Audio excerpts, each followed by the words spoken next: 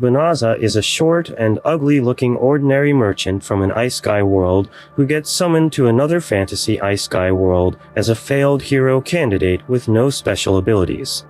During his time in his home world, his righteousness makes the other humans around him worry for his mental health, as they do not understand why a man who is superior to all demihumans would go to such a length to help them.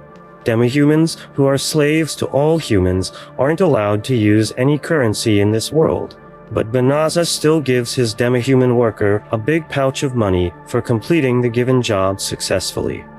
The demihuman, of course, doesn't take the money, as he knows he will only get into trouble if the royal guards find out that he has taken money from humans. Still, Banaza insists on paying him and also brings his colleague Quinn to convince him to take the money. Unlike others, Quinn knows how kind-hearted and generous Banaza is, so she tells the demihuman team to go have a nice dinner with the money that Banaza offered them. They thank Banaza for giving them such a treat, but the other merchants, who have been keeping a close eye on Banaza, call him a hypocrite for pretending to help the slaves who are technically forced to work against their will.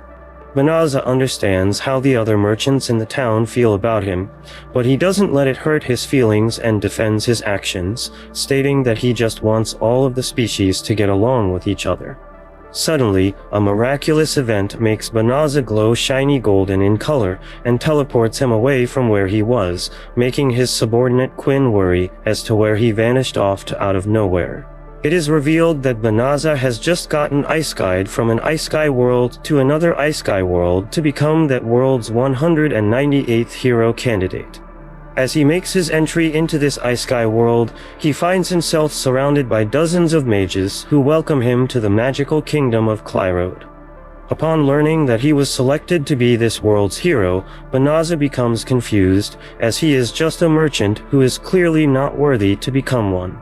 The head mage assures Banaza that he is a hero who will have to assist them in their prolonged war against the Dark Lord's army. Before assigning Banaza to one of the hero's posts, the head mage asks one of his maids to bring the assessment crystal ball to learn about the abilities that Banaza possesses. Banaza reluctantly places both of his hands on the crystal ball, making it illuminate in white. Apparently, the hero candidates who are summoned in this world are typically given divine blessings by the gods that help them stand out and become one of the strongest of the generation. However, Banaza reveals to have given no such divine blessings, which terrifies even the maid who brought the crystal ball, as there has never been such an incident where a hero candidate is seen to have such ordinary statuses.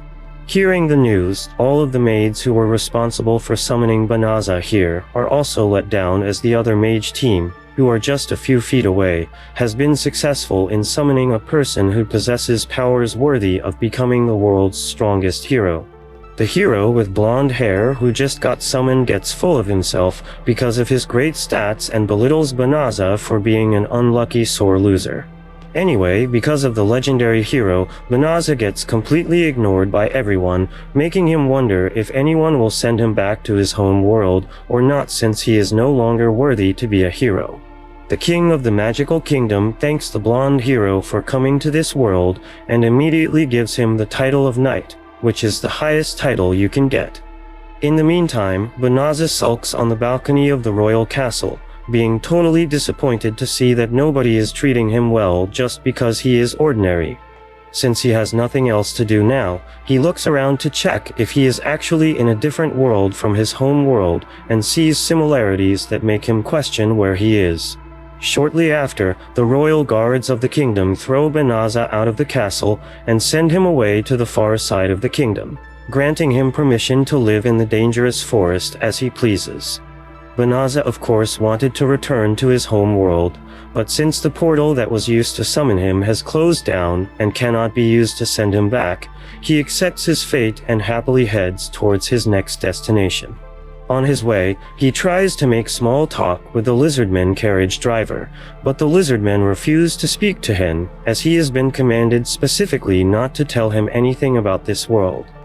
Seeing the lizardmen being so obedient to the kingdom, Banaza assumes that he is a slave and tells the lizardmen that the world he has come from is a very horrible place where humans have made all of the other species their slaves. The lizardman cracks up hearing about such a vile world and explains that unlike Banaza's world, there is no discrimination in the world between demi-humans and humans. Now that the lizardman has opened up a little, Banaza asks him again about the forest they are heading to since he knows nothing of it. But the lizardman still refuses to speak to him, and he closes the window on him. So, for the rest of his traveling days, Banaza just eats, drinks, and sleeps, and after 20 lonely and long days, he reaches his destination, the Delevza forest. Before leaving, the lizardman gives Banaza a special other-dimensional pouch full of money and food that was given to him by the king and whispers to him, giving him the horrifying news that the Dark Lord, who is the one the kingdom is at war against, lives somewhere inside the Delevza forest. Banaza thanks the lizardman for the heads up, but he doesn't run away as he doesn't know where he should go. Instead, he redirects his focus to see what items the pouch has and extracts everything from his inventory by simply placing his hands on top of the pouch. The system menu shows that Banaza has received basic clothes, a pouch that contains endless water, a good amount of food, armor, basic farming tools, loads of gold coins, and a set of house construction magic. Banaza takes out the armor, which is just a cheap sword, and immediately tests its sharpness on the slime nearby. After killing only 3 slimes, the sword gets completely destroyed, leaving Banaza to become disappointed and feel scammed. The system menu pops up again, notifying Banaza that his rank has leveled up to level 2, which has caused all of his abilities to increase to infinity.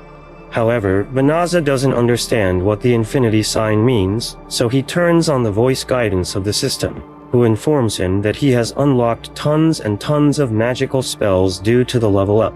The system also lets him know that it has detected negative magical spells like location tracking, monster luring, and forced recovery on the pouch that the lizardman gave him earlier, making him realize that the king never wanted him to survive in the forest. Thankfully, the system removes all of the negative spells that were applied to the pouch, so Banaza no longer worries about it. He forgets to ask the system about the infinity symbol that he is unfamiliar with and heads inside the forest, looking for a safe place to stay. But before entering, the system warns him again, telling him that the entire forest is highly contaminated with malicium, which is a malicious gaseous substance released by the demons. So, Banaza jokingly asks the system to purify the forest for him, and it does it accordingly, making him realize how incredibly overpowered his system menu is. The system pops up again, notifying Banaza that his overall level has increased yet again, and this time to the infinity rank as he has taken out all of the living demons in the forest indirectly by purifying it. On the other side, back at the royal castle, the first princess finds it cruel that the hero candidate Banaza was treated so harshly just because he wasn't blessed with any superpowers. However, the king states that it is only fair that a piece of trash like Banaza should be sent to die, as he is nothing but good for nothing for their kingdom.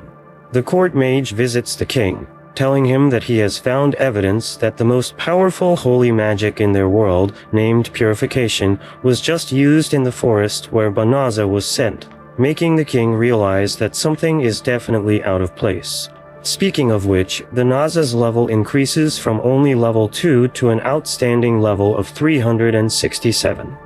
He wonders why he leveled up so quickly and assumes that everyone else also levels up just like him since he still considers himself to be ordinary. So he turns off the level up notifications and asks the system how much magical power he has left after purifying the forest. The system informs him that his magical power has already been replenished, which makes him think that his power only got restored so quickly because there wasn't much magic power to begin with to be increased. Still considering himself to be a weakling, Banaza takes a peek at the spells he has unlocked and, out of sheer curiosity, changes his appearance so that no one in this world recognizes him as the failed hero candidate. Now that he can no longer be recognized, Banaza decides to return to the royal capital and uses his teleportation magic to head back there. Although anyone else in existence would understand at this point that they have been blessed with, "I am overpowered now in this ice sky world, not this blockhead." This blockhead thinks that everyone in this world knows how to use these powerful spells. Anyway, he heads into the town, looking to join a merchant guild to make some money since he was originally a merchant in his previous world. However, the system advises him to head to the Adventurers Guild instead, so he heads there and registers himself as Fleo, his new name in his new appearance. After completing the registration, Banaza, who is now Fleo, gets his E-ranked adventurer badge and heads off immediately, looking to take some adventurer quests. At that time, a little girl at the guild begs all the adventurers to escort her to the forest where the demon army resides, so Fleo agrees to take her there, revealing in front of everyone that she has the ability to use teleportation magic. Hearing this revelation, all of the adventurers are shocked to their cores, as they cannot believe that an E-ranker like him can use such a high-level spell that only a few sorcerers can use. A woman named Balirosa, a royal knight, gets too triggered by hearing Fleo's claims and tells him immediately to move away from the little girl, as she assumes that he is an imposter who is trying to take advantage of the little girl by lying to her. As all of the women inside the guild begin suspecting Fleo of being a human trafficker, he demonstrates to all of them that he can indeed use teleport magic and takes 5 of the girls, including the little girl, to the Delevza forest in the blink of an eye. A young mage who tagged along with him still gets suspicious of him and calls him a great sorcerer of the highest order who is hiding his abilities. The royal knight Balirosa also formally apologizes to him for acting so rudely without considering that he could have been telling the truth. Following her, all of the girls also apologize to him and promise to no longer be suspicious of him. The little girl notices that the forest is no longer surrounded by Milicium, to which Fleo tries to explain that he was the one who used the purification spell to clean up the entire forest.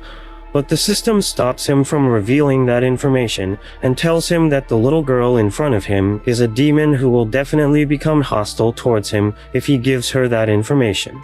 The other girls who came with Fleo also realize that the little girl with them is a demon who has been hiding her true appearance, so they prepare themselves to kill her.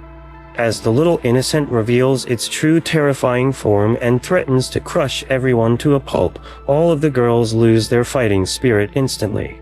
But not the main character, as he is completely protected with his infinite plot armor.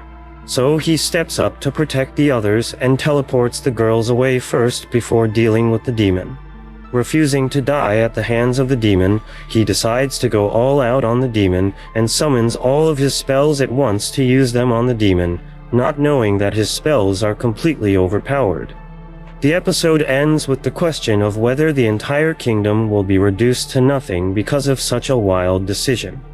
Not wanting to be killed by the wolf demon Fenris, Fleo summons all of his available magic spells, being completely unaware of how devastating the results would be as he still considers himself to be weak. Fenris rushes towards him to prevent him from activating the spell, but it doesn't work as Fleo dashes away from him, using another one of his insane magic spells. Fenris follows up with a tail whip, but once again it gets blocked by the self-unaware prodigy mage, who uses the spell called Magic Wall to stop the wolf demon from coming any further towards him. Fleo uses the whirlwind spell next to it, causing it to get trapped mid-air. However, Fenris, who reveals to also know some magic spells, uses the short teleportation spell to teleport behind Fleo and attacks him once again. But Fleo ensures that the demon doesn't manage to move any further towards him and uses a gravitational spell on it to make it fall flat on the ground. Realizing that this is the perfect opportunity to defeat her, Fleo wonders what magic spell he should use next. The system, being the most helpful thing ever, suggests Fleo use the subjugation spell on the wolf demon. Explain that the spell will allow Fleo to have total control over Fenris' thoughts and actions. However, Fleo, who has seen how slavery works in his past life, decides not to use that spell on the wolf demon, so he asks the system to come up with some other suggestions. The wolf demon, in the meantime, tries to activate her own magic spells, totally disrespecting the overpowered system that is in the middle of talking with the main character. So, System takes the liberty herself to cancel the spell of the wolf demon and continues her conversation with Fleo, telling him once again that he should use the subjugation spell. But Fleo refuses once again, giving up the opportunity to add a demon girl to his harem, and once again asks the system to come up with something else. But the system persists in using that spell over and over. Therefore, being left with no other choice, Fleo waits out until Fenris gets out of magical energy, making it easy for him to win without losing any blood. On the other hand, Fenris, who has given up completely, also gives up on her life, telling Fleo to just eliminate her, stating that a warrior like her who cannot fight has no right to continue living. However, Fleo expresses his wish to be a pacifist, claiming that he has never liked fighting with others. He even turns off his gravitational spell to prove to Fenris that he doesn't have the will to fight her over nothing. But it should be mentioned that he was the one who completely eradicated Fenris's species when the system cleansed the demon forest, so Fenris does have the right to fight him. But since she doesn't know that, she decides to listen to what this unaware hypocrite has to say. Fleo states that he doesn't differentiate between humans and demons and thinks of all races equally. His statement shocks Fenris, who calls him an idiot for thinking in such a naive way, telling him that his ideology will lead him to his own doom. But his naivety is exactly the reason why she decides to befriend him and turns back to her human form. Fleo asks Fenris to promise him that she won't be fighting anyone ever, but before she can give him an answer, she is rendered unconscious because she has no magical energy left in her. But the system assures Fleo that Fenris isn't in any type of danger, so he gets relieved and continues looking after her till the evening. In the meantime, he goes through the spells he possesses and finally realizes that he is a completely overpowered magician, which makes him question why he was given the liberty to use such great spells. Fleo wakes up, finding herself inside the tent, and as she sees that Fleo is just outside waiting for her, she goes out to meet him, as she realizes that he must have used healing magic on her when she was asleep. She starts to respect him and follows up on their previous conversation, promising Fleo that she won't be attacking any humans anymore. She also acknowledges Fleo as her master, because why the heck not? Fleo, being the heavenly gentleman, clearly states that he is not into master-slave relationships, but Fenris insists on making him her master and threatens to take her own life if he doesn't agree to her terms. So, Fleo lets her do as she pleases and allows her to join his unofficial isekai harem. He quite transparently reveals to Fenris that he is from another world and even shows her his original form, who was summoned as a failed hero in this world. His secret only causes Fenris to respect him even more, who now vows to be beside him for eternity. On the other side, the king summons the hero of their kingdom, asking for an explanation as to how the army that he provided him to fight against the Dark Army was completely defeated. The hero, instead of admitting his fault, blames the king for providing him with weaklings who apparently were all gone for good when they were in the presence of the demonic beasts. The king, who reveals to know that the hero was using the knights as human shields because of being a coward, doesn't like the fact that the hero blamed everything on the knights, calling them a bunch of weaklings. Realizing that this blonde idiot is not worthy of being called a hero, he wonders what to do with this loser. Moving on to Fleo's perspective, he returns to the city with Fenris in order to join the Adventurers Guild, as he would need money to eat and have a place to stay. They walk around in the local market, where the general public assumes that both Fleo and Fenris are couples, seeing them walk together. Fenris takes this opportunity to propose to Fleo and offers to become his wife, who will serve him her whole life. Before he can give her his answer, she grabs his hand, decides to be his wife, and walks inside the Adventurers Guild together. Upon reaching an agreement and deciding to take her to the world, Fenris is more than excited to go with him. They decide that they will be married, and she is overjoyed to be married to the only person who has ever defeated her. They take their new union to the guild, and she is excited to relate better with humans and understand how humans do their things. By the time she gets to the registration part of the guild, she recalls that in their culture, to commemorate a new union between couples, the couples are meant to hunt together and also eat a bone in their hunting. him. She tells him she would like to share a bone with him, and no matter how excited she is, he really can't put his head around everything she is saying and how she sounds. The attendant asks her for her name, and as she is about to mention her demon name, he quickly stops her so she won't reveal her identity. He tells the attendant that her name is Rise, and she takes over the name. Before they complete their registration, they hear an instruction that there is a herd of psycho bear in the forest. This herd of psycho bears has completely defeated the hero and all his soldiers, and they need adventurers who will defeat the psycho bears. There is no level of adventurers that can't take the mission, and as they all know, which risky mission has some advantage as regards the price. Fleo thinks about the deal, and he knows he needs the money. However, he doesn't think he has enough experience to deal with a psycho bear. RHS, on the other hand, doesn't want to believe he can't win. He reminds her that even the hero and his crew couldn't win, and she tells him he defeated her, and she can defeat the psycho bears, so if she takes the mission alone, she will still succeed. Reluctantly, he decides to take the mission and teleport to the forest. By the time they get there, just as the guild master has earlier informed them, they find a hut where they can stay until they finish their mission. RHS barely cares about the mission, but the opportunity to spend more time with him. Just as they are about to enter the building, they hear a loud noise by the other side of the forest. They go to the other side and find out it is the same adventurers that they were with some minutes ago. The team of knights headed by Ballyrosa are against some psycho bears. They try their best to win the fights, but the bears are bigger and stronger than they are. Before they get defeated, Fleo jumps in and kills one of the bears. The other bear tries to attack the others, but RHS jumps down and defeats it. Within a few minutes, they have completely defeated all the bears. Ballyrosa is shocked that it is the same person who had saved her and her team some minutes ago that had saved them again. She bows and appreciates Fleo, asking him how he had survived the demon earlier. She complains that she felt bad about how they had left him with the demon, but they had no other choice, and they are so lucky that he came through for them again. The more they talk about the demon, the more enraged RHS is. At that point, Fleo feels the need to introduce RHS, and he tells them she is her companion. Suddenly, a psycho bear jumps at RHS from behind. Fleo calls her attention to it so she can defeat it, but when she turns and the bear sees the red light beaming from her eyes, it realizes that it isn't a great fit for her and she will destroy him. The bear quickly collapses in fear, and even RHS wonders what she has done. Fleo goes nearer and tries to find out what has happened. He asks the bear if he is scared of RHS, and if he acknowledges that RHS is stronger. The bear admits and submits itself to their governance. RHS feels that is very cute,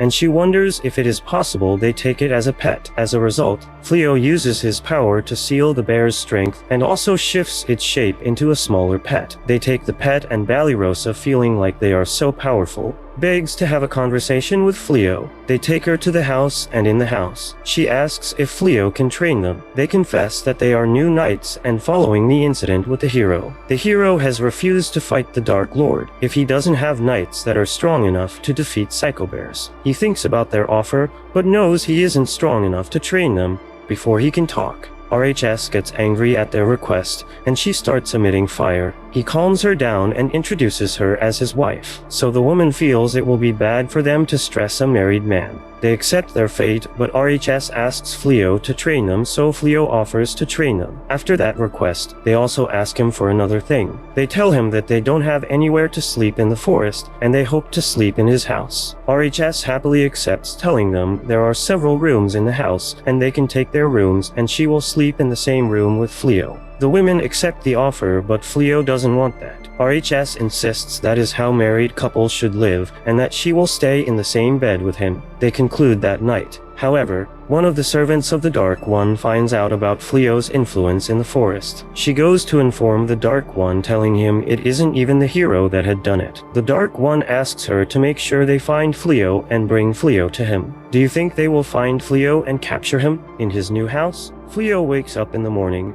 opening his eyes to find Reese, who has been staring at him with the gaze of love. The best waifu wishes her husband a very good morning, which causes him to get startled, as he didn't expect that she would be there waiting eagerly for him to wake up.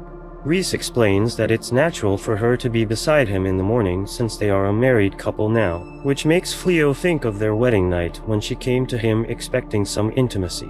But unlike her, Fleo wasn't prepared to give away his body and his eternal virginity. and that is why he rejected her, making her presume that he hated her beauty. Fleo explained that he didn't have any emotional attachment to her, but that only made it worse for him. Knowing that she might still do something without his consent, Fleo decided to sleep in the hallway. But Reese stopped him, telling him that if Ballyrosa and the other female adventurers found out that he was sleeping alone on his first wedding night, they may suspect that their wedding is fake. Hence, Fleo decided to stay, and ended up sleeping in the same room with a fine woman like Reese. Now back to the present. Reese asks Fleo, who is still concerned about his marriage life, if he would like her to help him get changed. Fleo claims to be fine doing it on his own. But Reese insists and starts doing plot-relevant things just as Ballyrosa enters their room. Perfect timing, I would say. Ballyrosa instantly becomes embarrassed seeing the two in such an unpleasant position and leaves immediately, realizing that she is just causing disturbance to this newly married couple. Later, Ballyrosa and the adventurer group head out into the forest, where she encounters a giant war boar and prepares to attack it for her knight's swordsmanship training. However, the war boar overwhelms her with its strength easily and forces her to fall back and run for his life. Blossom comes to assist Ballyrosa, as she too is good as a swordsman, but she too ends up getting trapped by the war boar. So before it can harm her, Fleo instructs the mage Bolano to use defensive spells against it to help out Blossom. Bilary, who is the archer, follows up with her arrow, but she reveals herself to be just as pathetically weak as the others. Bolano's magic gets completely drained after using it for only 5 seconds, prompting many men to bash her in the comment section, questioning how a weak woman like her can expect men to last more than a minute.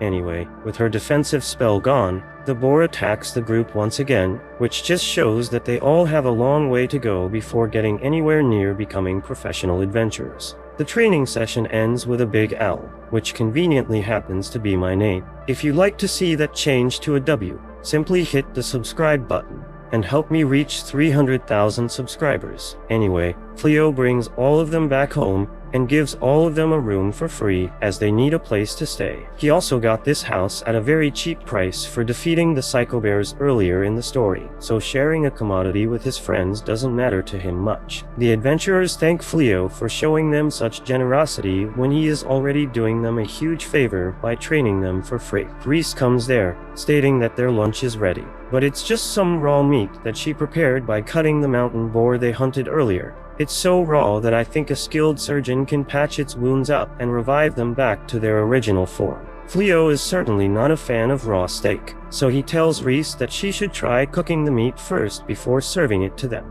But clearly, Reese doesn't have any experience cooking food since she is used to eating everything raw, so Fleo decides to do it on his own and cooks a grand meal for all of them, causing Reese to get mad at him since she believes that it's a woman's duty to be in the kitchen. Before I get cancelled by you guys, that's what the anime is saying, not me. After having a very nutritious lunch, Fleo brings back all of the war boars he hunted in the mountains to the Adventurers Guild to exchange them for money. He realizes that he went a little overboard with the hunting, as his loot collection leads him to become the center of attention by people who don't understand how a rookie adventurer can be so skilled. While the receptionist assesses their loot, Reese decides to go around the town, claiming to have some personal business to deal with, which raises certain suspicions as she is still a demon. As she takes her leave, a beastman named Lilith approaches Fleo, informing him that he has become the talk of the town recently because of his outstanding adventuring abilities. Even the hero has apparently learned about Fleo's prowess, which is why he has invited him to work under him. Lilith promises that if Fleo accepts the hero's offer, there is a chance that the king will make him a knight of the kingdom. However, Fleo isn't sure if saving the world using his powers is better than chilling in this world using his cheating skills, even after realizing that he won't be getting any better offer than this one in this lifetime. Fleo refuses it because he doesn't want to take part in subjugating the demons who belong to his wife Reese's race. He steps out of the Adventurers Guild, finding Reese, who looks completely worn out, making him assume that she was attacked by magical beasts or something.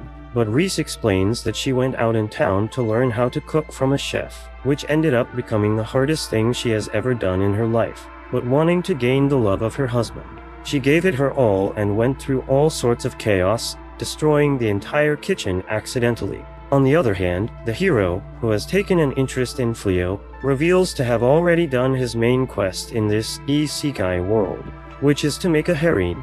He realizes that if he can make Fleo and his wife Reese join his team, he will be able to defeat the Dark One and get the king's favor once again.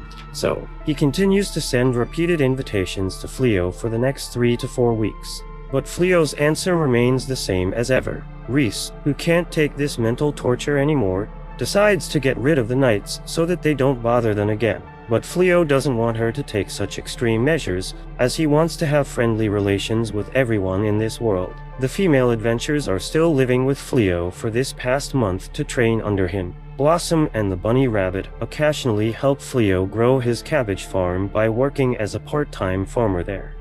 The entire team spends several months training so they can become better. They get exhausted as a result of their training, and they feel tired. Bellino can no longer wield her magic due to tiredness, and as a result, Fleo gets a magic ring and gives it to her so she can train with it. He asks her to put the ring in her middle finger to enhance her magic, but after he leaves, she removes the ring from her middle finger and intentionally puts it in her marriage finger. When Rise sees her, she immediately stares at her, warning her not to try that with her man. Also, Balirasa gets attacked by a sea-level beast. Although she knows she can defeat the beast without doing too much, she intentionally refuses to fight the beast and starts calling Fleo's name. Rise realizes her pretense and slays the beast. She approaches her, telling her that she knows she could kill the beast and she was only calling Fleo's name because she was craving attention and she wanted it. They return to the house that evening after all their argument. They are welcomed home by a dinner specially made for them by Rise. When they all get a taste of the food, they are amazed at how awesome it tastes. They admit that they have barely eaten a meal that nice, and Fleo is shocked that Rise can cook. He comments that he didn't know she had that many skills, and she also admits that she never felt the need to learn because she had always thought she could use her magic to prepare meals. However, when he went on his trip, she decided to take a class so she could provide for her husband's needs, and moving on, she realized it was a good investment. She asks them to dig into the meal and also tells Fleo that she has another meal that she had prepared specially for him. She recalls that when she was in the kitchen, she was told by the chef that there was a meal and that if she prepared it for her husband, it would make him fall in love with her. It is curry stew, and she also tells her that she should add a love portion to the stew.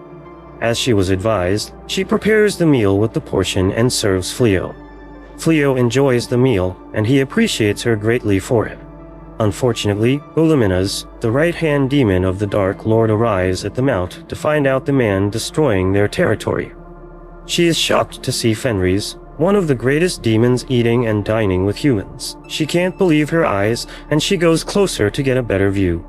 Just as she has assumed, it is Fenris. Before she could even think of what to do, Fenris appears behind her, asking her what she is doing in her territory. She is startled seeing Fenris and she shifts aback. Fenris asks for the reasons behind her visit and invites her into the house. Fleo, who doesn't realize that he is with another great demon, treats Uluminas well and serves her tea. When Uluminas drinks the tea, it is too hot for her. Rise doesn't care about all of that, she is more interested in Uluminas' mission. Uluminas asks her what she is doing there, and she brags that Fleo is her husband. Uluminas eventually narrates that she has been hearing several things about the forest, and she was sent by the Dark Lord to confirm what is happening. Upon getting to the forest, she found out all the demons that had been situated there had been destroyed. Fleo chips in that he was the one who used his purification power to destroy the demons there. Uluminas is shocked that Rise is still with Fleo despite knowing that. She asks Rise if she knows that her elder brother, Fingeril, and his entire crew are part of the demons that were killed because of the purification. When Fleo finds out, he is shocked. He turns to Rise, asking her if she knew about that. Rise admits that she knew. She says that she knows not all humans could use that much purification power, and if anyone could kill her brother, it's Fleo. However, it doesn't affect her love for Fleo, because she wasn't the one who asked her brother to be a coward and die that way. Also, her brother is the type of person who would hate to be pitied in death, so she won't like to do that. Again, she reaffirms her love for Fleo. Illuminous tries to use her power to confirm Fleo's skills, but his skills are hidden. As a result, she asks Fleo for a duel, and she plans to use that opportunity to kill both Fleo and Rise, because Rise has also betrayed them. Fleo refuses because he thinks he is too weak, but Rise refuses because she thinks Illuminous wants her man. At that moment, Bellino and the other knights reveal that they had been eavesdropping on the conversation, and they are shocked that Rise is Fenris. Fleo eventually agrees to the duel, and Illuminous gives him the rules of the duel, which is that the first to surrender loses. She jumps up and uses her cat claws to attack, but Fleo disperses her attacks immediately and uses the heavenly bounds to hold her captives on the staff. She is shocked to be defeated in such an embarrassing manner, so she surrenders and leaves. The following day, the knights have an intimate conversation with Fleo. Fleo apologizes for deceiving them about Rise's identity and admits that they must report to the king. He doesn't intend to stop them from that duty and asks them to do what they wish.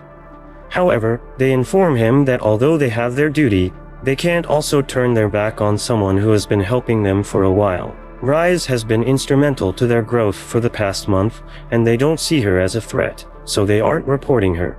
Before they could finish the conversation, Rise noticed the dragons of the Dark Lord outside. They all go out, and they find out Illuminous has come to attack them for going against the Demon Lord. While Illuminous brags about the strength of the dragons, Fleo is more excited that he is seeing a dragon as he hadn't seen one in the real world.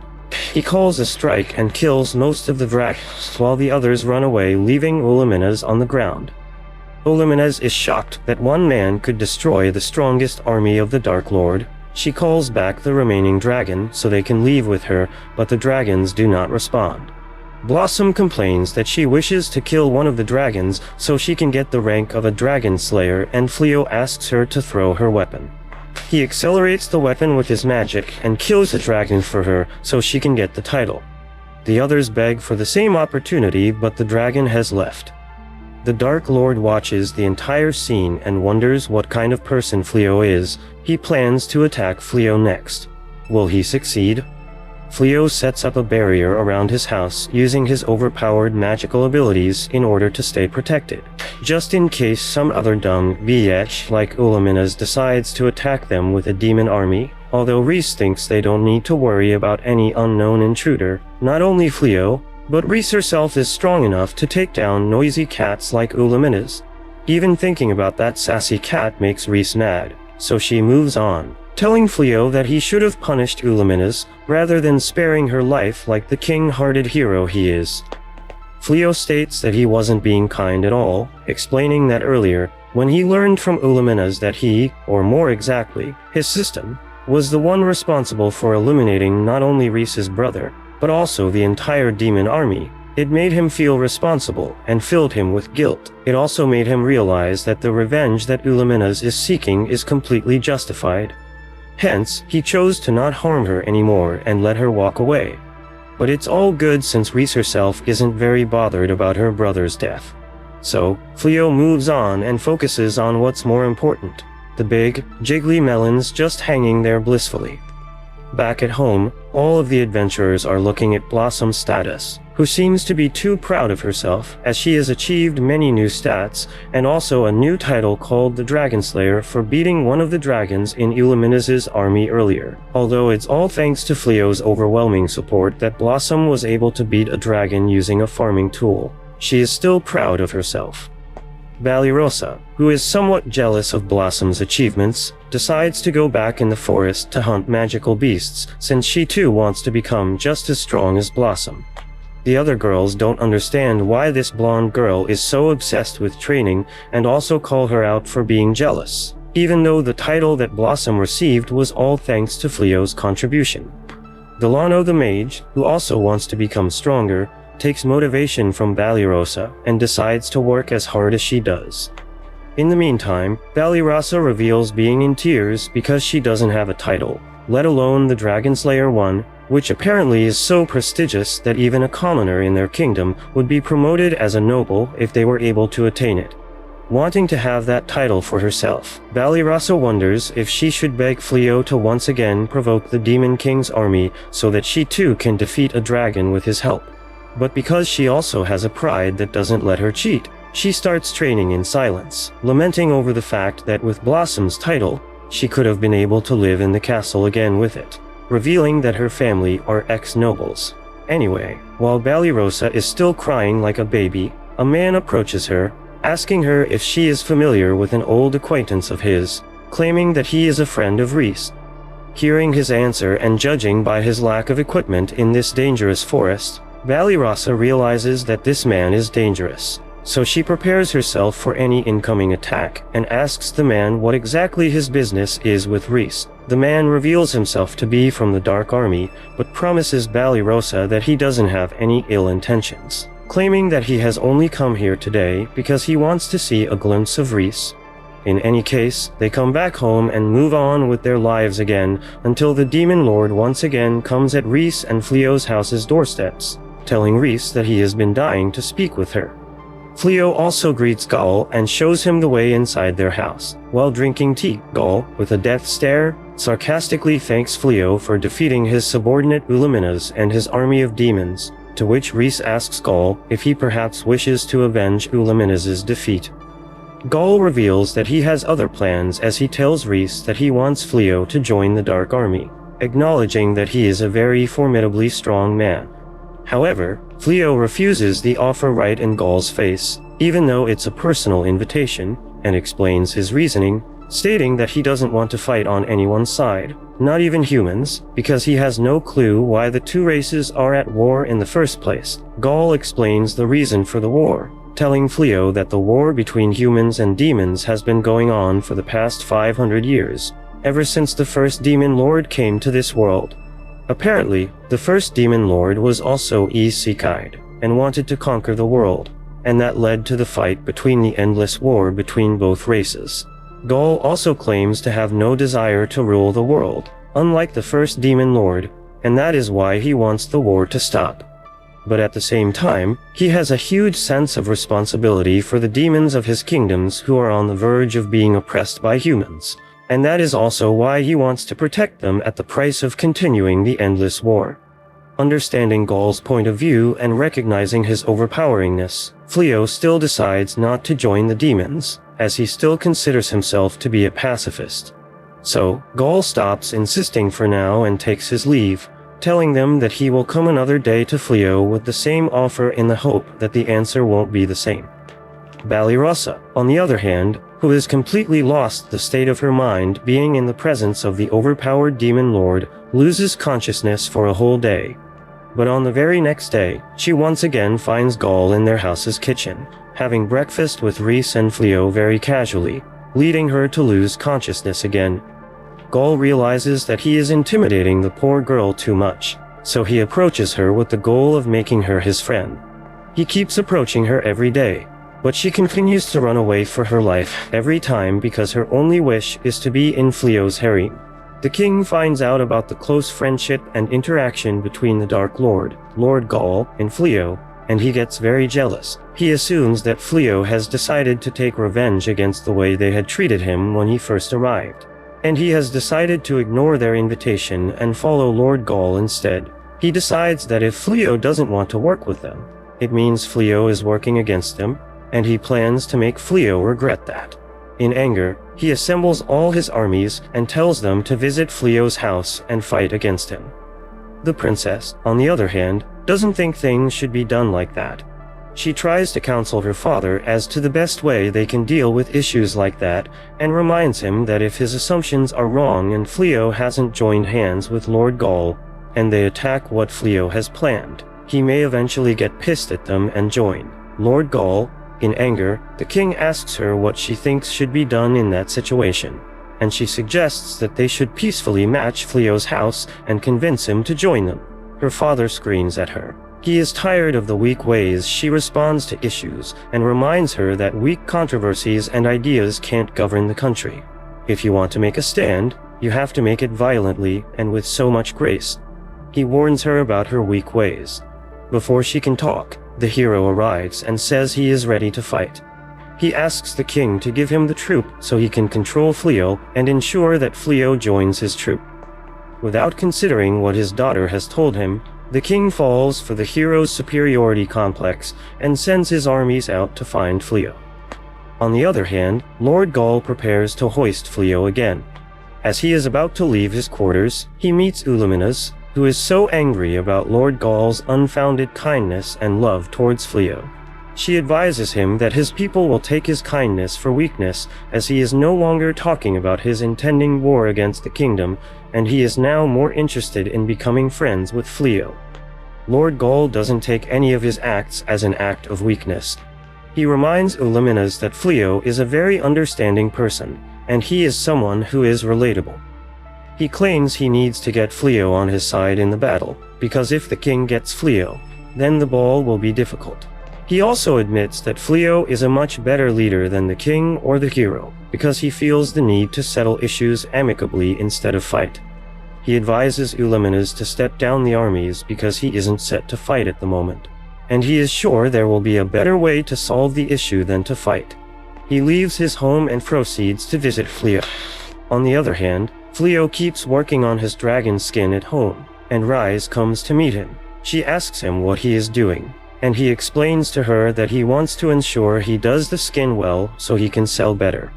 He intends to make it a creative business for them so he can take care of his family in such ways. He also tells her the expenses they will have to cover. She wonders why he is doing all that stress when if he joins the king army, he will be paid much more than that, and he will also get honor. She wonders if the reason he doesn't want to fight against Lord Gaul is because she is a demon, and he thinks he will be fighting against her family. She praises his kindness, saying she didn't know anyone could be as kind as that. However, he tells her that that isn't his reason. She still insists he is very kind, but he says he isn't that kind. The reason he avoids any fight is that, realizing how strong he is, he feels there is no reason to join any of the conflicting parties in the war, and he should be on his own. She feels that decision is also because he is kind, and she appreciates him for that. Suddenly, they hear that there are intruders in their house, and they wonder why the barrier they had kept didn't stop Lord Gaul from visiting again. Little do they know that their visitors this time around are the hero and his armies. Immediately, Rise sees them, and she asks if she should destroy them with her power, but Fleo stops her and wants to hear what the hero has to say. The hero tells him he is giving him a choice. The first is to join them at that moment, and they will fight Lord Gaul together, while the second is that he will die with Lord Gaul. Lord Gaul wages his attacks against the kingdom with great force. As time goes on, he defeats almost all of the strongholds of the kingdom, and he heads towards the northern stronghold where the king lies. As expected, reports of what had happened reach the king, who was so shocked. He wonders what could have gone wrong, but there is really no time for him to think about all of that. He eventually asks about the hero, and he is disappointed to find out that, as usual, his hero has locked himself up in the southern stronghold because he doesn't know what to do. He asks them to get the hero to fight on their behalf, but it has to be a hero who can save himself and will save other people.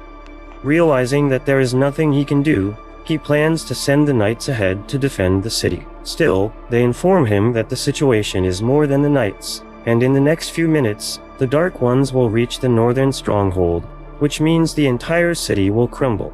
The only solution available to them is to get the mage and start a purification to secure the city from the Dark Ones. The king weighs his situation, and he eventually picks his last way out, which is to start the purifications. Meanwhile, Reno meets Lord Gaul, who asks for feedback on the attack.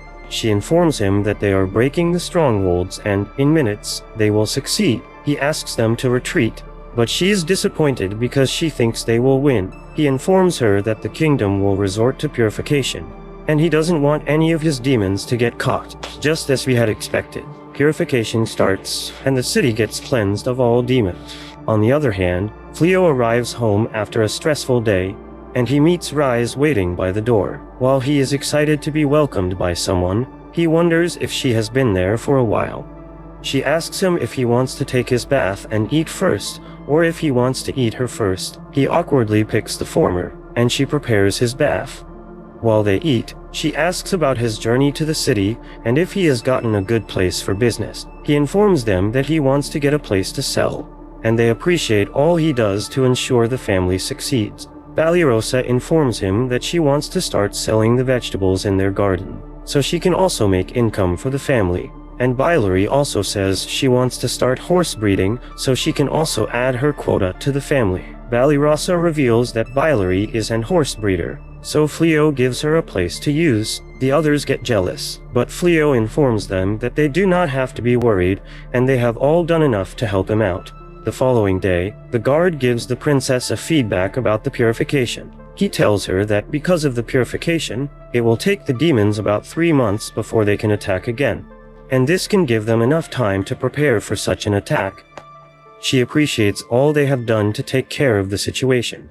Still, she reveals that as a result of the purification that they had used, the mages are tired, and they have collapsed, including the king, her father, and it will take them a while before they will recover, so it isn't like it was a good thing. Irrespective of that, since her father is now incapacitated, according to their law, she is the one in charge of the country, and her first command is that the hero should be dethroned. The guard is shocked to hear this. She reminds him that the hero does nothing to help them when they are in need. The guard asks her what she intends to do after dethroning the hero, and how she intends to fight the Dark Ones. He suggests if they could summon another hero, but she reminds him that they don't have enough mages to do the summoning, so she doesn't know what to do. She intends to consult the oracle and find a solution, but she is fine with the hero being away. Following her command, the guards visit the hero and tell him that he has been dethroned. At first, he assumes it was all jokes and tries to brag that they will need his help soon. He reminds them that he was crowned by the king and the princess cannot dethrone him, but they throw his bag at him, telling him to leave their city and do whatever he wants to do in the new world. He tries to beg at this point and promises to fight for them the next time the Dark Ones attack. But it is too late. That night, Fleo calls Rise and appreciates her for being with him. She tells him she will always be there for him, but before he finishes his talk, she sleeps off. After noticing that she is asleep, he comments about how he had thought he would be lonely in that world, and he didn't know he could be that blessed. The following day, Ballyrosa and the girls tell the couple to go out on a date. Rise is so glad to hear this, and Fleo reluctantly follows her, too. They enjoy the city, walk around as couples. They also visit a restaurant and eat good food. After eating, they walk around the city, and Fleo asks Rise what she wants. She stops at a jewelry store, and the seller tells them the jewelries will look good on her. He takes one of the brooches and gives it to her as a gift, which makes her very excited. Upon getting home, she stares at it repeatedly that the other girls, despite being happy that she had a fun day, are also jealous of her fortune. She gets so tired that night that she jumps on Fleo's bed and sleeps while holding on to him. He admits that he can't sleep that way, but he leaves her since she is tired. The next morning, the hero, who has been banished from his hero status, knocks out the knight, who was guarding the royal castle's treasure room, and enters there with his busty little girlfriend, who doesn't even have a name in this anime because she doesn't get enough screen time. Anyway, while searching for valuable treasure to steal, the hero curses the first princess for kicking him like that by taking advantage of the king's absence. His girlfriend accidentally refers to him as the hero, which greatly offends him as that status has been officially stripped away from him. She tells him not to be let down like that and encourages him to climb up the ranks once again to re-earn his hero status. Thanks to her motivation, the hero gets his spirits up once again and reveals that he intends to defeat the Dark One so that he can reattain his hero status and live happily once again. So, he continues looking for any valuable treasures that might allow him to defeat the Dark One, telling himself repeatedly that he is special because, unlike anyone else, he was chosen by the gods to be the hero. He gets jealous of Fleo for having magical powers that he cannot even use, which makes him wonder if he will ever be able to become even nearly as powerful as Fleo is currently. A mysterious voice seeks out the hero at that moment, asking him if he desires power. As the hero replies in the affirmative, the voice tells him that if he releases her from her restraints, she will bless him with all the powers he can imagine. Although this is clearly a very cliché bait given by any evil villain, the dumb hero of course falls for it, being oblivious to how deceiving the people of this world can be, and follows the instructions of the voice, heading to a secret room that leads to a sword. The voice promises that she will fulfill any of his wildest desires if he draws out the sword. So, the hero happily takes it out, releasing an immeasurable amount of air that turns into an evil djinn named Haya, who supposedly was locked inside that sword. Now that Haya is released, she reveals her true self, telling both the obviously dumb hero and his dumb side chick that she is the primordial demon who commands light and darkness. But being a djinn, she of course has to fulfill her Aladdin's 3 wishes, so she asks the hero what the 3 things are that he desires the most. As both Haya and the hero give off a menacing smile, the hero makes his first wish, which remains undisclosed for now. On the other side, the first princess summons the oracle named Ursua, telling her about the kingdom's current troubles. At the very moment, the princess begs for the oracle's help in finding a way to save the kingdom. Every single one of them present there gets bound by a mysterious collar, making the princess realize instantly that someone might have entered their royal castle's underground treasury. The oracle reveals that what they are wearing is called the collar of sacrifice, which the djinn Haya uses to behead a certain number of victims in exchange for granting wishes. The princess, who seems to be aware of the djinn, reveals that a long time ago, one of the previous kings wished for the death of the Dark One, and in exchange, he sacrificed half of the lives on this continent. Realizing how wicked and evil the djinn is, the mages of the continent sealed her, sacrificing their own lives in order to do so. But now that someone has released that seal that can no longer be undone since all of the mages in their kingdom are out cold for the next 2 months, the princess wonders how she will get past this catastrophe. She seeks the oracle's help, who uses her powers and suggests that the princess find the true hero, claiming that he will be able to help her. The kingdom's advisors instantly realize that it must be Fleo, who is known to be immensely overpowered in both strength and magic.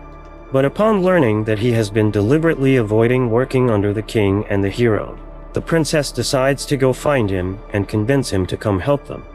While she is on the way to find Fleo is busy selling a shield to a local armor shop owner and showing off his merchant skills. He manages to also convince the shop owner to buy many more of his monster loot items and the goods that he has been procuring here in this small town. Ballyrossa and Reese, who have been watching Fleo converse with the shop owner, find it surprising to see how skilled and talented Fleo is in every field, including trading. Reese, who knows about Fleo's past, tells Ballyrossa that Fleo was once a merchant, which explains why he is so good at trading. Ballyrossa only gets jealous of Reese's gloating and wonders what her own life would have been like if Fleo were her husband instead of Reese's. Reese, who doesn't even want Ballyrossa to imagine having Fleo as her husband, makes it clear to her that only she can have him. She also mentions that the Dark One has already taken an interest in Ballyrossa, so she thinks Ballyrossa should put her focus on improving her relationship with him instead of being a married man. Ballyrossa, on the other hand, who was oblivious to that, gets dismayed as she cannot believe the Dark One, the most evil demon lord, has taken an interest in her and wonders if she will be forced by him to do things that she cannot even imagine. Fleo makes his return, having sold the Dragon Scales shield, and thanks Ballyrossa, especially for telling him about the armor shop earlier. Now that the job is done, they begin to walk back home when Reese becomes upset, realizing that if Fleo gets busy working as a merchant again, he won't be spending as much time with her as he used to. Fleo comforts her, saying that he will make sure to occasionally go out hunting with her and also promising her that they will hang out together whenever he gets the chance. At that moment, Djinn Haya approaches Fleo, informing him that she has come here to take his life on the hero's first wish. As she attacks Fleo with her first strike, Reese comes up front to protect him and takes the hit, leaving her injured badly as a result. Fleo, who is completely taken aback by this sudden turn of events, desperately tries to heal Reese, but as nothing works, he asks the system for an explanation, which tells him that Reese's injuries are too severe to be healed. Thankfully, the system comes in handy and informs Fleo that, in his stead, it has mastered primordial light and dark magic for him. So, he gets up, tells the evil djinn that he won't forgive her, and gets ready to take revenge. That's it for this video. Thanks for watching. Stay safe, and take care. Best Girl Rise had just been attacked.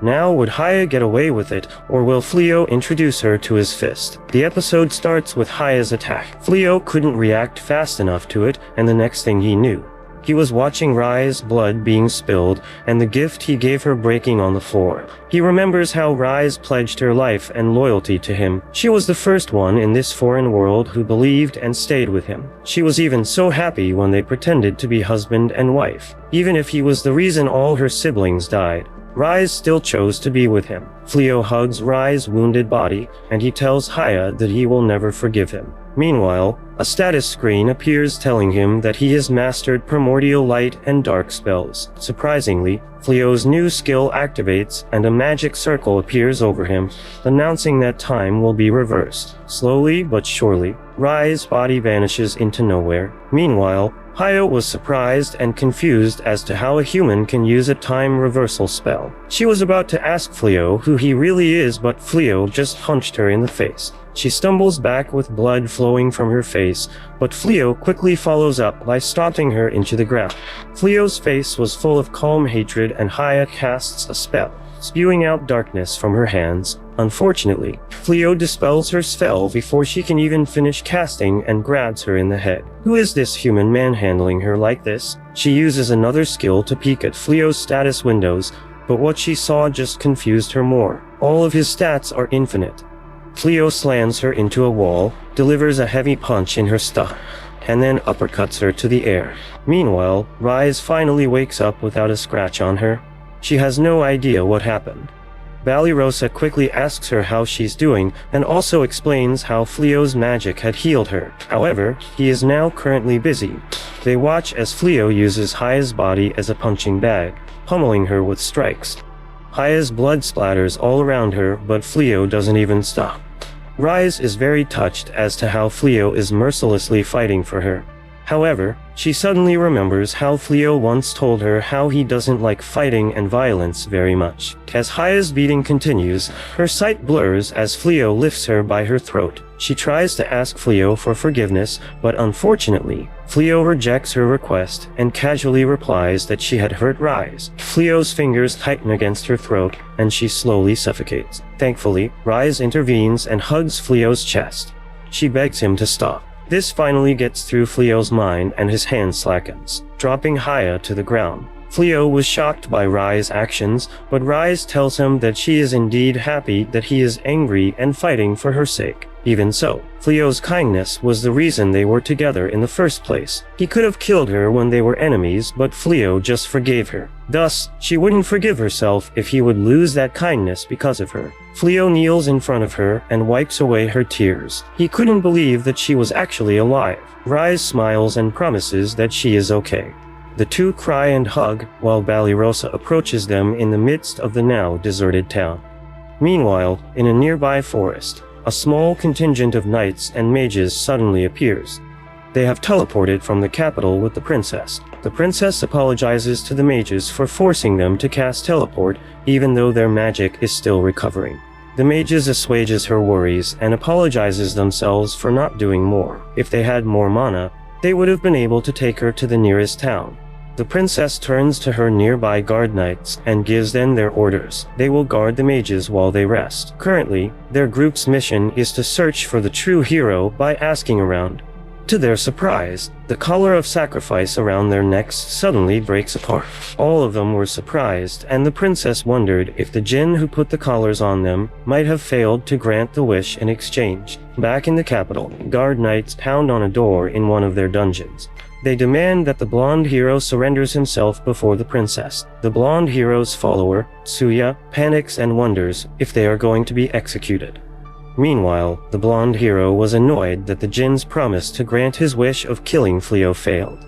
To their surprise, another voice abruptly emanates from the room where the djinn came from. The voice giggles about the fact that the djinn failed. Dark smoke leaks out from the room and wraps around Tsuya, causing her to faint. After a few seconds, she gets up again, but with a whole new personality. Someone else had taken over her body. The new Tsuya examines her body and then casts a spell to change her clothes. The stupid blonde knight is wondering what is happening to his companion and he asks her if she can use magic now. However, Suya just thanks her for releasing the Jinn seal and casts a spell on him. She introduces herself as the Grand Magus of Midnight, Damalinas, and she promises to give him what he wants. The blonde knight screams in pain as the spell takes effect and the room shakes from its power. Outside the room, the guard knights grip their spear as the castle shakes all around them. All of a sudden, the wall explodes as the blonde knight emerges from it, now transformed into a huge monster. Damalinas laughs evilly and compliments the knight for his new looks. She then rides on his shoulders as he climbs up the castle. Damalinas plans to punish the royal family who sealed her away. When they reach the ground floor, Damalinas notices a teleportation circle vanishing in front of them. It seems that her target had escaped. Nevertheless, she still hasn't given up. Back to Fleo's location, the citizens slowly return to their damaged town. Haya also wakes up to find Fleo looking down on her. She quickly gets up and begs for mercy.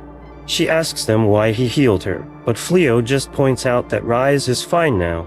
Valirosa asks Fleo what they should do with Haya since they can't just leave her to the guards. Fleo wonders if he can seal her again in the capital. Haya was surprised that he knew about that, but Fleo explains that he looked in her memories to know why she attacked them. She saw how the blonde knight had freed her in exchange for the wish. If he just returns her to the castle, something similar might happen again. Thankfully, Rise has a solution. She jumps into Haya and pronounces that she will now be Fleo's servant. Fleo tries to interfere, but Rise stops him. After all, a Jinn would be a good asset to their group. Fleo asks her if she's truly okay with that, but Rise is actually just frustrated that it's her own weakness that caused her to be defeated. Reese finds it rather frustrating that she lost and blames everything on her own weakness, which shocks both Fleo and Valirosa, as they cannot believe how easily forgiving this girl is. Since she has forgiven Haya already, Fleo himself no longer holds a grudge against Haya and considers making Haya his ally, or more precisely, his new servant. He holds out his hand to her, telling her to promise him that she will never take anyone's life again. At first, Haya is shocked by Fleo's kindness, just as Reese was once, and just like her, she too falls for his kindness.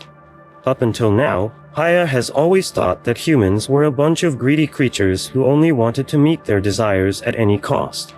But seeing Fleo, her perspective changes, and she again starts to believe that humanity still exists. Haya gets up on her feet and refers to Fleo as the transcendental being because of his infinite powers. She expresses her wishes to see what he will accomplish in this world with all the worldly powers he has, and then pledges her soul and her body to be under Fleo's care. Fleo becomes flattered by Haya's words and makes up with her, apologizing for getting carried away earlier when he kept smacking her around like a sandbag. Haya doesn't want Fleo to apologize, as she knows she completely deserves each and every punch. Moreover, those punches also excited her feminine side since she has never been backed up into a corner by a strong man before. As the excitement of even thinking about Fleo getting mad at her again grows, Haya makes happy noises in her mind and starts smiling in a creepy way. Reese realizes that this 1,000-year-old Jinn is having some perverted thoughts about her husband, so she makes it clear to her that Fleo is only for her to have. With everything settled, Fleo takes a look around the town and notices how everything in their surroundings is in shambles because of his and Haya's battle. He takes responsibility and decides to use the time reversal spell on this area to fix everything back to its original state, just like he used it on Reese when she got injured. However, Haya interrupts him from using that spell, telling him that if he does so, it will complicate things as the time reversal spell only moves time within a specified area, and that means that a discrepancy will be created between the areas, which can lead to unwanted accidents. So, she suggests that Fleo only use the time reversal spell on a single person, as in that case there won't be any sort of side effects. She also reveals that the time reversal spell was never meant to be used by any human but by gods, and that is exactly why it has to be used with precautions. Fleo doesn't want to know why he has such godly abilities and asks Haya if she has any idea about it. Haya, who has already seen Fleo's stats, reveals to him that he has infinite stats and skills, so she refers to him as the Exalted One. putting him in the highest regard because of his wisdom and authority. Fleo, who didn't know that the horizontal 8 sign was the infinite symbol, realizes that he has indeed somehow become a transcendent being. He also learns from Haya that he can use total acquisition magic, which means that whenever he is hit with a spell, he is able to learn that spell in an instant, which explains why he was able to learn all of Haya's magical abilities during their fight. He finally understands why using powerful spells can bring unnecessary harm to people, so he decides not to use the time reversal spell on the town, and instead uses his normal restoration spell to fix the place. They go back to their house, where Haya introduces herself to the other girls as the Jinn, who commands primordial light and darkness. She also reveals to them that she will be living with them from now on because her new master, Fleo, has turned her into his servant. The girls who were already baffled that Fleo had befriended the Dark One cannot believe that he is now making mythical beings like Jinns into his slaves.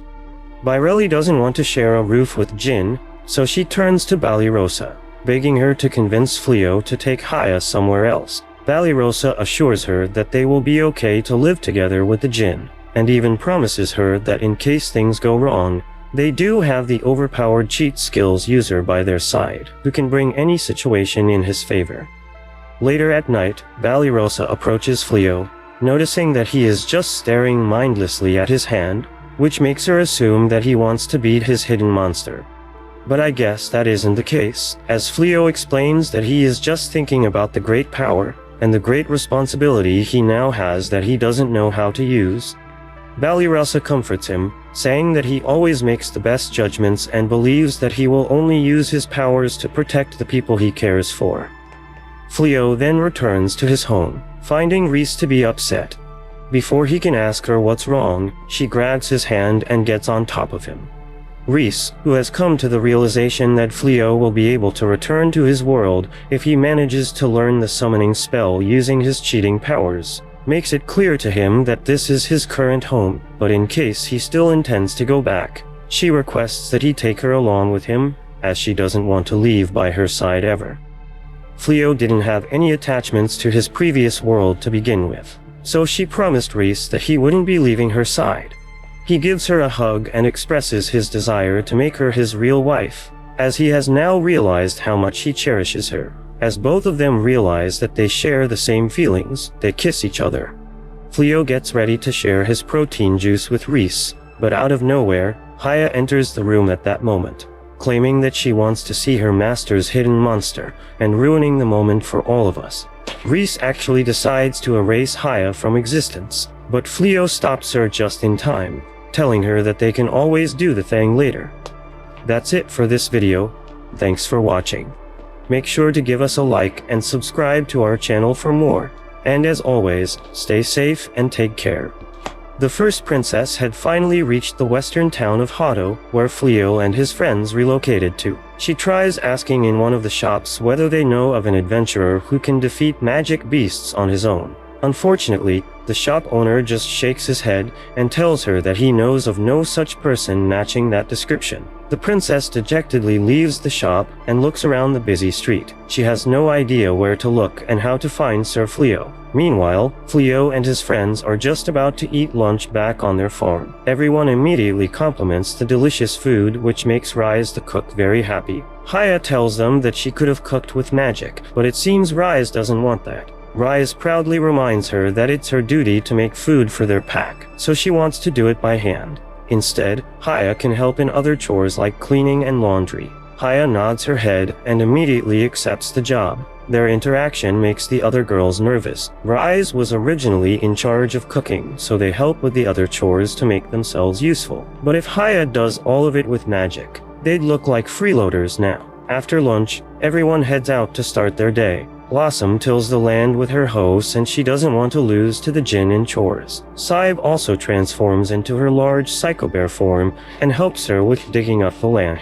At the stables, Bilary is hard at work raking the hay for the horses. She was hoping to help the house by working as a coachman, but the best she can do is in raising the horses. She might be disappointed with her lack of skills, but the horses are clearly happy with her since they all start licking her cheeks. One licks her in the back, sending goosebumps all over her spine, making her shriek, Meanwhile, the witch Belano is inside the house looking at the sky and reminiscing about her family. She apologizes to her brother and father for failing to follow their footsteps. Instead of becoming a royal mage like them, she decided to leave the knights and follow Fleo. Thus, she doesn't have any reason anymore to get stronger. However, she stares longingly at her staff and remembers Fleo's teachings to her. She doesn't want to let Fleo's effort go to waste, so she decides to learn more spells. Belano and Bilari's thoughts were interrupted when they suddenly heard a shout. They both rush outdoors and see a magical horse trampling through the fields while Blossom screams. The horse then changes directions and runs straight towards the two girls. Thankfully, Belano manages to cast a shield before them and stops the horse in its tracks. Balirosa approaches them and apologizes for the trouble. She couldn't bear to kill the magic beast, and it seemed docile, so she decided to just bring it near their farm. But now that it's attacked people, she pulls out her sword, but Bilary asks her to wait. They all stare at the scene for a few seconds and Bilary guesses that she might know the reason the horse went wild. She yells out to Side and asks her to turn back to a rabbit. Bilary then took some rope, a spade, and after a few seconds, managed to make a pretty good makeshift rein for the horse. She tosses the spade at the horse and it bites down on it, letting Bilary pull on the horse and jump on its back. After a few seconds of wrangling, she finally calms the horse down and steadies its gait. The other girls congratulate Bilary for her masterful taming. Bilary looks around and she asks Balirosa if they can use the land around them. Balirosa replies that it's currently owned by the town's lord, so if they buy it, it would be fine. Meanwhile, Fleo and Rise are back in Hado to sell some armor. Rise clings to Fleo since she can't flirt without getting interrupted back home. At a shop, the shop owner starts inspecting the salamander armor Fleo brought. It's lightweight and ideal for a woman, so he asks Fleo if he wants some ornamentation added into it. The shop owner pulls out some magic stones and a gemstone quickly catches Fleo's eyes. Meanwhile, Rise is happily waiting outside the store. She then notices the surroundings are suddenly getting overshadowed by something in the sky. In another part of the town, the princess and her guards are still looking for Fleo. When the shadow falls upon them, they all look up and see a large magic circle in the sky. From this magic circle emerges a huge monster with a woman riding on its shoulder. It was Damelina's and the hero turned monster. The townspeople starts running away while Fleo exits the store and learns from Rise what's causing the commotion. Realizing that people might be in danger, they rush in to help. The monster starts rampaging through the town, but when Damelina spots the princess, she directs it towards her. The princess's guards immediately jump in front of their charge, but Damelina's just casts a spell, and they are all blown away with magic. Meanwhile, Haya meets up with Fleo and Rise in town. She explains that she sensed evil from the town, so she hurriedly rushed over. She also points out how the monster is a human and the witch is the Grand Magus of Midnight. Damelina's the apricot. She was once the strongest mage in the magical kingdom of Clyrode and ruled over it with her forbidden magic, black magic. She was defeated by a hero, but her will lingered on. It was sealed in the pedestal of the sword, where Haya herself was sealed so when she was released from her seal. Then Damelina's was also revived. She was acting as the sword since humans were too weak to seal her. Haya bows to Fleo and asks for permission to eliminate Damelina's. Fleo allows her, but also tasks her to prioritize saving lives. Meanwhile, he and Rise will evacuate the people. The princess is down to one guard, and the monster is almost upon them. The princess also recognized Damelina's while Damelina's taunts her. She was about to attack when a magic spell suddenly explodes between them and Haya appears. Damelina's asks her why she's interrupting them, but Haya coldly replies she's just eliminating those who disturb her master. Damelina's flies to the sky and starts raining lightning upon them, but Haya just absorbs them. She tells Damelina's that a resident of this world like her will never defeat a djinn. Damelina's changes tactics and the monster pounces on the Haya. But that's not all. She also starts casting fire lances at her. Haya creates a whirlwind which deflects both the magic and monster. Damelina's is starting to get annoyed, but she still hasn't given up. She starts calling upon her black magic, and the monster suddenly grows exponentially, and it soon stands towering over the whole town. the princess realizes that if that monster rampages, everyone will be doomed. Damelina laughs at the spectacle, being certain that her monster will cause terror in this town. However, out of the blue, her magic circle disappears into nothing mysteriously, leaving her completely out of words, as never before has such a phenomenon happened where her spell was completely broken. Haya realizes who might be behind it, and as she turns behind her back, she finds Fleo and Reese running towards her. Fleo proudly claims that he was the one who dispelled the magic circle by directly taking down the huge monster. Fleo isn't upset with Haya for failing him, but still, Haya begs him for his forgiveness as she has failed her task to subdue the monster and had to seek his help at the end. She promises that she did her best, and even knowing so, she tells him to punish her as he sees fit, as that is what she deserves. However, Fleo isn't a tyrant who would punish his servants every time they make a mistake, so he tells Haya to chill out. Haya still doesn't chill out and requests Fleo's permission to let her at least finish the task that she was assigned, and she gets ready to punish Damelina for being the one who humiliated her in front of her master. Damelina, on the other hand, overhears that Fleo was the one who took out her magic circle. She can't believe that there is a human who can go on par with a witch, but before she can even express her utmost regrets, Haya casts a spell on her and reduces her to a cotton ball. With Damelina gone, the hero and his dumb girlfriend are turned back to their normal states, so the matter is settled. Haya, on the other hand, swallows the cotton ball, as she wants Damelina to be a part of her forever. Apparently, in this way, Haya can seal anyone within her psychic realm and sees a potential opportunity to discipline Damelina there so that she can turn into a proper servant for Fleo. Haya assures Fleo that if Damelina becomes a good girl, her powers can be used for their benefit. Although any other wife would be instantly jealous to learn that her husband is about to get another busty woman in his harem, not Reese, because she actually commends Haya for getting her another useful servant. Anyway, they move on to the much more important matter, which is how they are going to deal with this hero disguised as a villain. Fleo, being as peaceful as ever, expresses that he doesn't want to get involved in any further trouble. So he suggests that they hand over the hero and his girlfriend to the knights of this kingdom. The first princess, who has been keenly wanting to meet Fleo for all this time, finally approaches him. She introduces herself cordially as Elizabeth Clyrode, the first princess of this magical princess, and bows down to him, showing him a glimpse of her heavenly melons. She thanks him for saving this kingdom from such a huge crisis and, at the same time, apologizes to him on behalf of the king and also the former hero of this kingdom who was the reason behind this crisis. Before giving her his reply, Fleo first asks her to raise her head, because he finds her current position rather distracting. Fleo didn't know that the hero who was summoned with him was no longer in possession of the hero status, so he asked why the king had dismissed him from being a hero. Princess Elizabeth explains that because the hero was very problematic and not very beneficial for the kingdom, she herself dismissed him a few days ago in the absence of her ill father.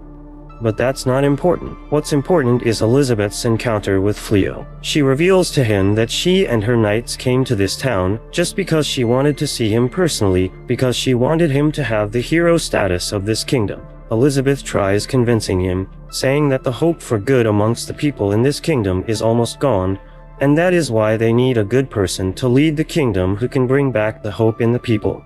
However, Fleo doesn't want to face the same humiliation, as he has already been stripped of his hero status since he was summoned here as Benaza, which is unknown to Elizabeth.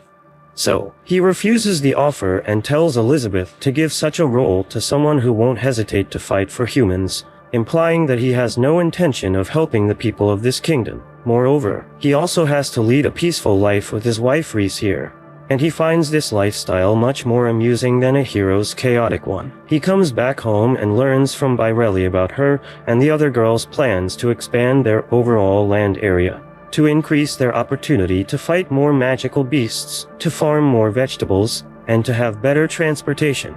They think that expanding their territory is the best option for them, since Fleo is a thriving merchant. They also come up with the idea to tame magical beasts in order to use them to transport the goods that Fleo will be trading. Fleo loves their idea and decides to talk with the lord of this area so they can negotiate regarding this matter. The girls initially offer to pay for the expanded land since Fleo has been doing them so many favors, but upon learning the costly price of this place, even though it is so far from the capital, they realize that they will have to sell their entire family's kidneys to afford it. Fleo decides to pay everything himself, telling the girls to compensate him by managing all the land for him here.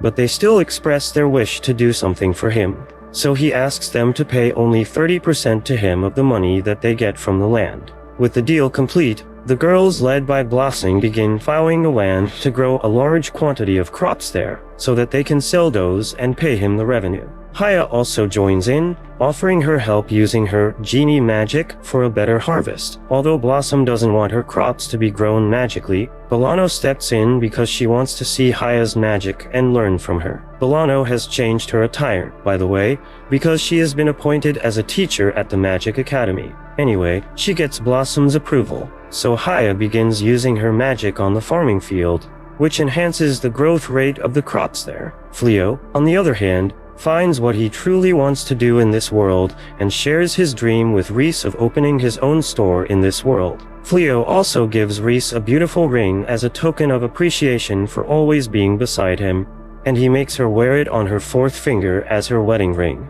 Oh, and the former hero has been imprisoned in a prison cell and is probably going to rot in there forever. That's it for this video. Thanks for watching, guys. The church's bells toll for the celebration about to begin. Inside it, Ballyrosa has no idea where she is. When she looks down, she is surprised to see that she is in fact wearing a black dress. All of a sudden, Uliminus, the Dark One's attendant, congratulates her on her marriage. From the shadows, his soon-to-be husband, the Dark One Gozel, compliments her beauty. Ballyrosa recoils in shock at this new and sudden development, but all the demons in the room start cheering them on. As a wedding gift to them, Uliminus promises to conquer the whole world and offers it to them. The thought of the whole world burning around her immediately spurs Ballyrosa to try asking them to wait. However, Gozel just holds his head with his hands and leans over for a kiss. Thankfully, Ballyrosa finally awakens screaming from her nightmare. She was back in her bed at Fleo's house. She was so thankful that it was just a dream, but her cheeks start to blush when she starts wondering why she's having such dreams in the first place. She screams in frustration at her pillow, and her roommates just scolds her for her noise. The following morning, Ballyrosa distracts herself by baking some muffins. Rise compliments her cooking, but she also noticed Ballyrosa's haggard state. Ballyrosa reveals that she's actually having trouble sleeping due to recent nightmares. To her horror, Rise immediately grabs her by the shoulders and asks her if she's in love. It turns out that for lupines like her, dreams are their own desires, and the person one loves will appear in your dreams. Ballyrosa's face starts to redden and vehemently denies that this could be true. The other girls quickly rush into the kitchen and ask Ballyrosa if this is true. Is she really in love with the Dark One? They all start to reminisce on how the Dark One used to visit them just to see Ballyrosa. Ballyrosa tries to deny this and points out that he was visiting Fleo, but the other girls tell her that the Dark One always leaves early when Ballyrosa isn't around. Ballyrosa still tries to deny this, while the others are already starting wondering if they can also break the race barrier and get along just like Fleo and Rise. Rise corrects them and states that they do not get along, but are in love. Haya asks her what made her attracted to Fleo in the first place, so Rise starts explaining a peculiar behavior of lupines. Lupines like to choose their mates through combat, so if one shows an opening, it's the end of them. At first, Rise loves Fleo for his combat prowess, but she soon realizes that if they can also be soft together, it wouldn't be so bad. The others look at her jealously while Fleo also appears and asks them what they're doing. A warning suddenly flashes in front of Fleo. He had put up a magical barrier around the town to protect it, and it's currently reacting to something. Haya also tells everyone she can feel the presence of a demon nearby. It still hasn't breached the barrier, so Fleo decides to watch for now. Outside of town, a girl is watching the flickering barrier blocking her way. Meanwhile, in the castle, the princess had received troubling news. After Fleo rejected the princess' offer of making him a hero, Fleo gave them a bag of gold to repair the town with. It looks like this bag of gold contains the special road coins that haven't been given to the public yet. The only other person who has these coins is Banaza, the man they accidentally summoned and banished to the Delaves of Forest. This would mean that Banaza and Fleo might be the same person. The princess finally understood why Fleo would reject the position of hero. After all, he probably hates their kingdom. They should first apologize to Fleo and ask for forgiveness. A guard runs into the room and reports that they have another problem. The former hero and his servant had managed to escape their prison cells and fled the castle. The princess quickly orders her guards to search and enlist the help of adventurers in finding the fugitives. The princess is starting to regret not appointing Fleo as the hero in the first place. She feels especially guilty because she herself was the one who chose the golden-haired hero. In the forest, guards and knights are searching high and low for their escaped prisoners. The golden-haired hero and his servant watch them from behind some bushes. The fake hero curses at the jinn for making them look like criminals. However, his servant points out that they are truly already criminals. After all, the former hero stole a magic bag when they made their escape. The hero pulls out the bag and explains that they didn't steal it. Instead, it was a reward for his hero duty. The kingdom promised him a pile of gold upon completing his task, so they should actually be thankful that he only took a single magic bag. The former hero opens the bag, but it turns out to only contain water and a treasure chest. They open a treasure chest and find a magical item inside, the drill dozer shovel. All the commotion they created caused the guards to quickly converge on their location. But when they reached the bush, there was nothing there. They quickly head back to search, but they fail to notice a nearby hole. Inside the hole, the two fugitives celebrate their successful escape. Their new shovel had just made a very deep hole in an instant. The only problem now is they have no idea how to get out. In the demon territory, the Dark One Gozel is also still looking for Rise and Fleo. Oluminas reports that their intelligence unit failed to locate them and guesses that they must have left the kingdom. Gozel rejects this theory because he knows Fleo's teleportation should limit him to only places he visited. Oluminas voices her concern that maybe Gozel is losing his concentration. They are prioritizing a search for one man when they are still invading the kingdom. The kingdom's purification might still be in effect, but their magic beasts can contaminate the soil and allow their forces to advance. They should instead use this opportunity to attack the castle. Gozel stands up and glares at Oluminas. He reminds her that Fleo can also use purification by himself. He can easily thwart any invasion they plan. Oluminas reminds Gozel one last time that if this continues, the Dark One's doubters might take action. In response, Gozel steps down from his throne and pats Oluminas in the head. He apologizes for his decisions, but he can never sacrifice their own people and magic beasts just for a victory. Outside the door, a bespectacled demon smiles as she eavesdrops on their conversation. This mysterious purple-bodied demon reveals himself to be the subordinate of the Dark One's brother, Lord Uegard. She reveals the news to Lord Uegard, telling him that the Dark One has gone rather soft on humans. This news gets Uegard mad, but before he can raise his voice, the woman tells him to calm down, reminding him that the Dark One's subordinate Oluminas has control over the entire castle, and if she overhears them bad-mouthing the Dark One, she will definitely snitch on them. However, Lord Uegard doesn't care at all, and finds it rather humiliating that not only is the Dark One going soft on humans, but he is also considering recruiting a human into the Dark Army. He finds this idea rather absurd to think that the Dark One Gozel would even think that a low-class human would fit in their high-class demon army. The woman tries to make him understand that the human Gozel he is trying to recruit possesses the power of a hero, but Uegard doesn't listen and continues his ranting. He stomps on the ground, causing the woman to fall, and makes a clear statement to her that, being demons, it is their duty and religion basically to crush humans. So, he doesn't understand why Gozel isn't playing by the rules and trying to befriend a low-life human.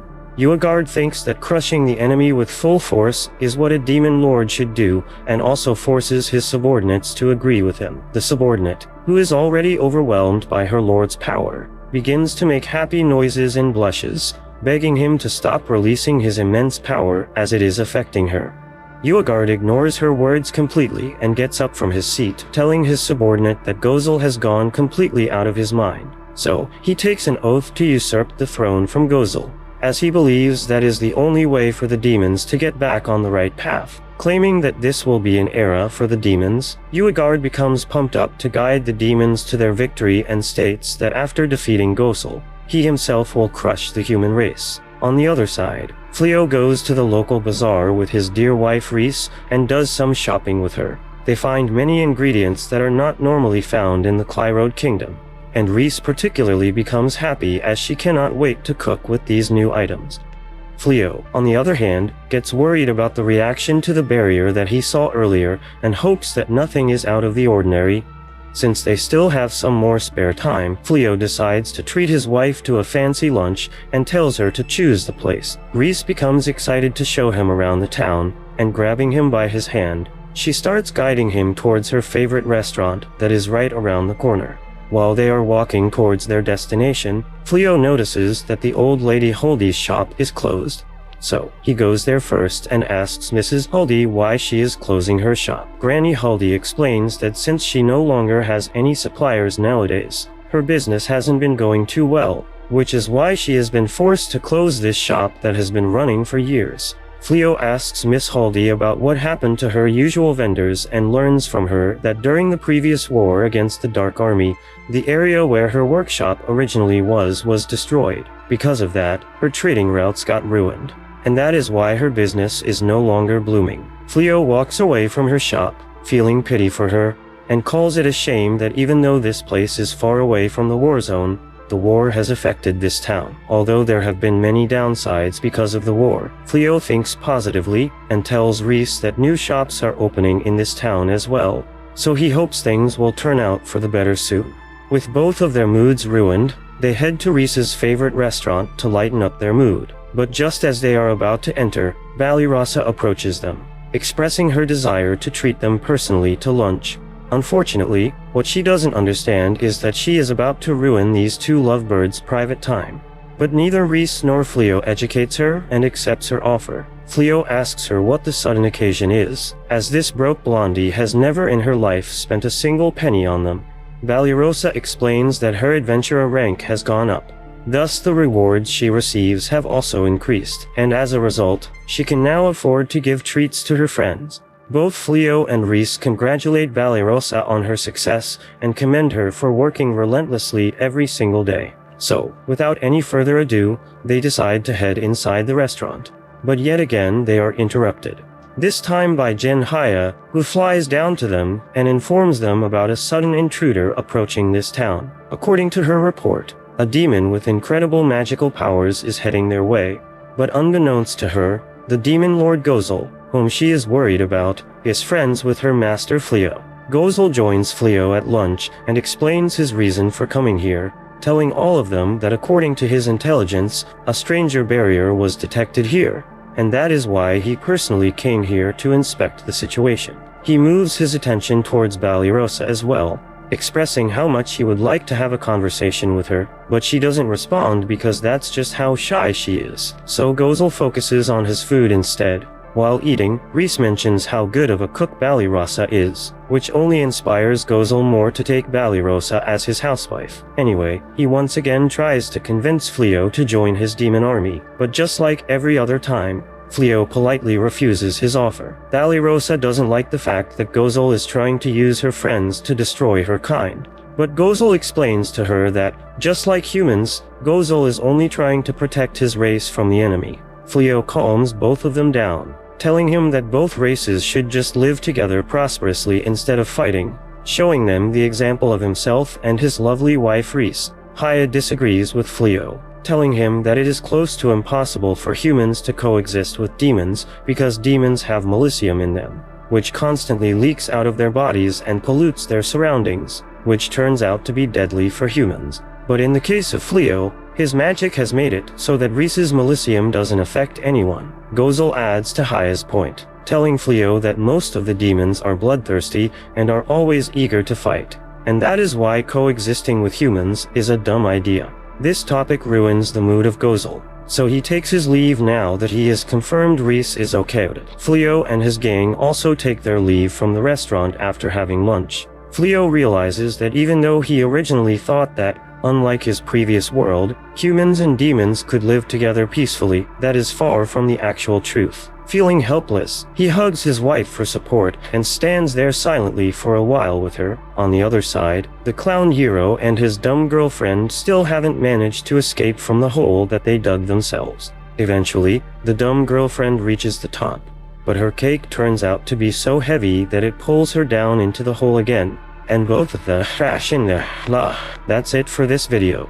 Make sure to give us a like, guys, and smash that subscribe button for more anime content. Thanks for watching. Stay safe and take care. It's lunchtime at Fleo's household, and everyone is complimenting Rise continuously improving cooking skills. Rise thanks them for their kind words and tells them that it's all thanks to her teacher, Miss Milno. Miss Milno was the one teaching her to cook when she first started living with Fleo. Recently, she visited the nearby town of Hotto, so Rise decided to pay her a visit. Rise then shows her her new wedding rings and thanks Miss Milno for teaching her how to catch her husband's heart with food. Their meal is interrupted by a knock on the door, and when Fleo opens it, it was the first princess, Elizabeth, with her entourage of guards. Fleo asks her what she's doing there when he already rejected their offer of the position as hero. Princess Elizabeth looks downcast as she apologizes to Fleo. She then clarifies that she's apologizing not just to Fleo, but to Benaza himself, Fleo's real identity and the former hero candidate they summoned. Fleo and Rise's jaw drops upon hearing that they found out who he really was. A few minutes later, they relocated their discussion to the living room. Valirosa nervously offers tea to her former ruler and Princess Elizabeth thanks her. However, Princess Elizabeth clarifies that she's hoping to talk Fleo privately and asks for them to leave. Rise vehemently objects since the royal family and their kingdom had treated Fleo badly in the past. Fleo holds her hand but firmly agrees with her. She warns Princess Elizabeth that if their discussion cannot be held in front of his wife, then they should just leave. Rise immediately blushes from his words. Meanwhile, the other girls acquiesced and left peacefully, closing the door behind them. When they are finally alone, Elizabeth stands up and kneels in front of Fleo. She once again begs for Benaza's forgiveness for all that they've done, from putting harmful spells on his bottomless bags to exiling him in the forest. Fleo raises his hand and asks Elizabeth to stop bowing. He clarifies that he's Fleo now, not Benaza, and her apology won't affect their situation. Instead, they should just focus on why Elizabeth really came. After all, the first princess wouldn't go to some random place just to ask for forgiveness. Elizabeth smiles at Fleo's accurate guess, and she opens up a map on Fleo's table. It was a map of the Clyrote Kingdom and its surroundings. Not only that, a few glowing lights can be seen in various points of the kingdom. Elizabeth explains that the map is magical and shows the position of their army. The glowing lights correspond to enchanted stones carried by their battalion leaders. Fleo is shocked and asks Elizabeth why she seems to be revealing such confidential information. Thus, Elizabeth finally explains their predicament. The effects of the purification that their mages cast around the castle town will soon dissipate. When this happens, the Dark Army will surely resume their invasion and attack again. Unfortunately, the kingdom's mages still haven't recovered their magic. They can move their army to use the kingdom's geography to their advantage, but this would also leave some towns completely vulnerable. That is why Elizabeth is asking for Fleo's help in protecting these towns. He might not be able to fight as the kingdom's hero, but he can still protect people. Rise can't take it anymore and stands up while slamming her hands on the table. She tells Elizabeth that she's too selfish with her demands. They are even willing to drag Fleo, someone who hates suffering, into their war. Princess Elizabeth looks worried as she continues telling them that the king, one of the mages who had been unconscious due to casting purification, will recover soon. When he recovers, the princess guesses that her father would order their army to capture Fleo for conspiring with demons. Rise bristles in anger and asks Elizabeth if she's threatening them. However, Elizabeth clarifies that she can still do something about it while her father is still indisposed. Her father was the one who disgraced Benaza, the true hero. He was also the one who appointed a false hero. For these crimes, she is willing to force her father to abdicate the throne. All she's asking for is Fleo's help in protecting the village. Elizabeth acknowledges that the king had protected the kingdom from many dangers, but the king had also discarded people they should be helping instead. Thus, the princess is willing to reign in his place and keep the throne so she can save as many people as she can. But to gather everyone's support, she still needs to show everyone that she can command their army as well as her father. Rise shouts at Elizabeth and accuses her of using Fleo to take the throne. Fleo stands up and calms his wife. He then asks the princess if she just needs a guarantee that Fleo won't join the Dark Army. This confuses Rise, so Fleo explains that the reason the princess showed them the magical map with confidential information is to show their total trust on Fleo. Princess Elizabeth asks for Fleo's help once again, and Fleo thinks deeply about it. Meanwhile, in town, adventurers and guards are still continuing their hunt for the former blonde hero and his servant, Suya. When the adventurers run in another part of the town to continue their search, the blonde hero pokes his head out of the bush and watches them. Beside him, Suya is crying and complaining that they just escaped from the hole, but now they have to run again. Not only that, her stomach starts rumbling in hunger too. The former hero gives her some of the food they have left from their bottomless pouch. Suya thanks him, while the blonde hero remarks that he is actually amazed at Suya. Even through everything they went through, she is still willing to follow him. Suya returns the compliment and points out that the blonde hero is actually more amazing. He is still bringing Suya along, even though he could probably escape easier if he was alone. The former hero blushes while Tsuya continues to compliment how cool he looked when he opened their prison cell. The former hero stands up to continue their journey, but unbeknownst to them, a small spider scurries near them. It then sticks its web out, immediately tying the two up in webs. The spider then jumps back into its master's shoulder. You, a guard subordinate, the bespectacled demon woman. The demon woman looks at her new captives and remarks how she's looking for sacrifices. Later that night, Fleo is lying down on his bed, still thinking about Princess Elizabeth's words, when Rise moves over to lie beside him. Fleo confides how he really doesn't like fighting, and yet, he also cannot stand still when he knows someone is in danger. He is also wondering about his future in this world. If they have kids, he wants them to live happily alongside human and demon kids. That is the world he wants to live in. Rise takes his hand and promises to help him achieve his dreams. The next day, on the outskirts of the Clyrode Kingdom, the guards ring the emergency bell to alert the villagers about the demon army that is approaching from the nearby forest.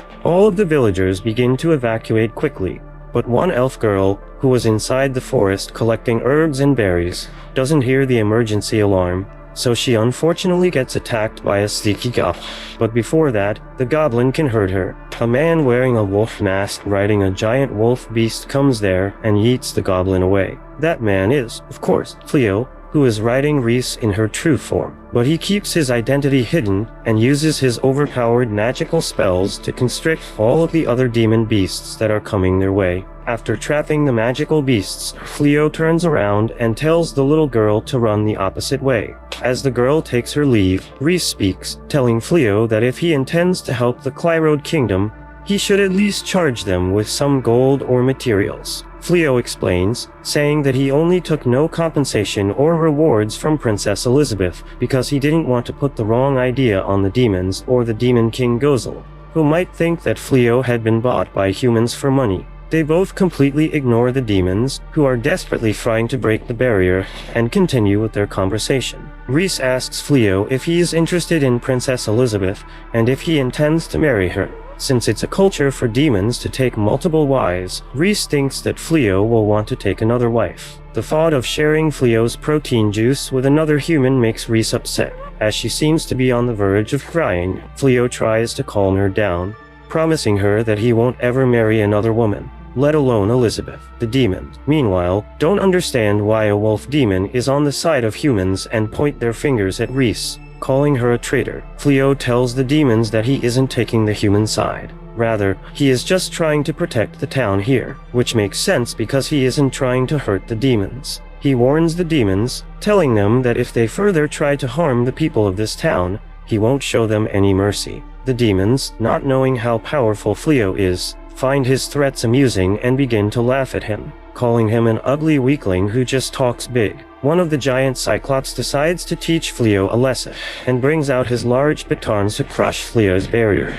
According to Reese, the Cyclops triads are among the strongest triads in the Demon Kingdom. These triads apparently serve directly Gozol's brother Uegard, which indicates that it wasn't Gozol who sent the demon army, but probably his brother Uegard. The Cyclops dare mock Reese, calling her dead brother a weakling for being defeated at the hands of humans. She doesn't take his words lightly and decides to deal with him personally for belittling her and her lupine wolf tribe. She makes it clear that it is her lupine tribe that is the strongest amongst all tribes, and she steps inside the barrier to begin her fight with the Cyclops. She dodges his first few attacks and begins biting everywhere on his body, which throws him off. Then, she jumps high in the air and uses a magical spell to swap places with the Cyclops. As he throws his weapon at her, she swaps their places again, causing him to take the hit instead. Then she lifts up many trees using her magical spells again and launches all of them at the Cyclops, impaling him to the ground, since she is naturally weaker than the Cyclops in terms of pure strength. Using tricks like this was her only way to win.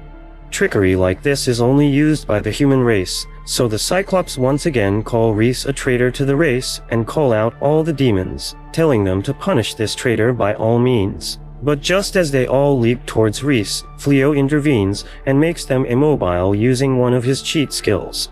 Although Reese wanted to continue the fight, Fleo stopped it as he didn't want to cause any more bloodshed and told Reese that she didn't need to fight any longer as she had already proved her point by defeating the Cyclops. He uses a healing spell on the Cyclops and then once again tells him to return with his army.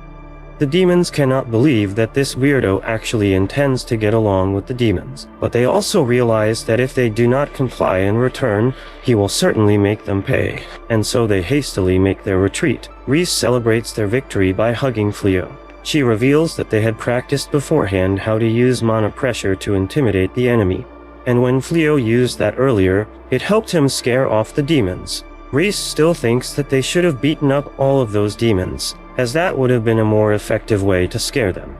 But Fleo, who is more of a pacifist, thinks that they should all maintain a friendly relationship with all kinds of people, because hatred only brings unwanted trouble. The little girl from earlier brings several villagers there who come to thank Fleo for saving them, but when they see him casually hanging out with a wolf demon, it surprises them. Elizabeth, who was completely unaware of Fleo's involvement, becomes happy to learn that he has driven away the demon army and is greatly indebted to him for his help.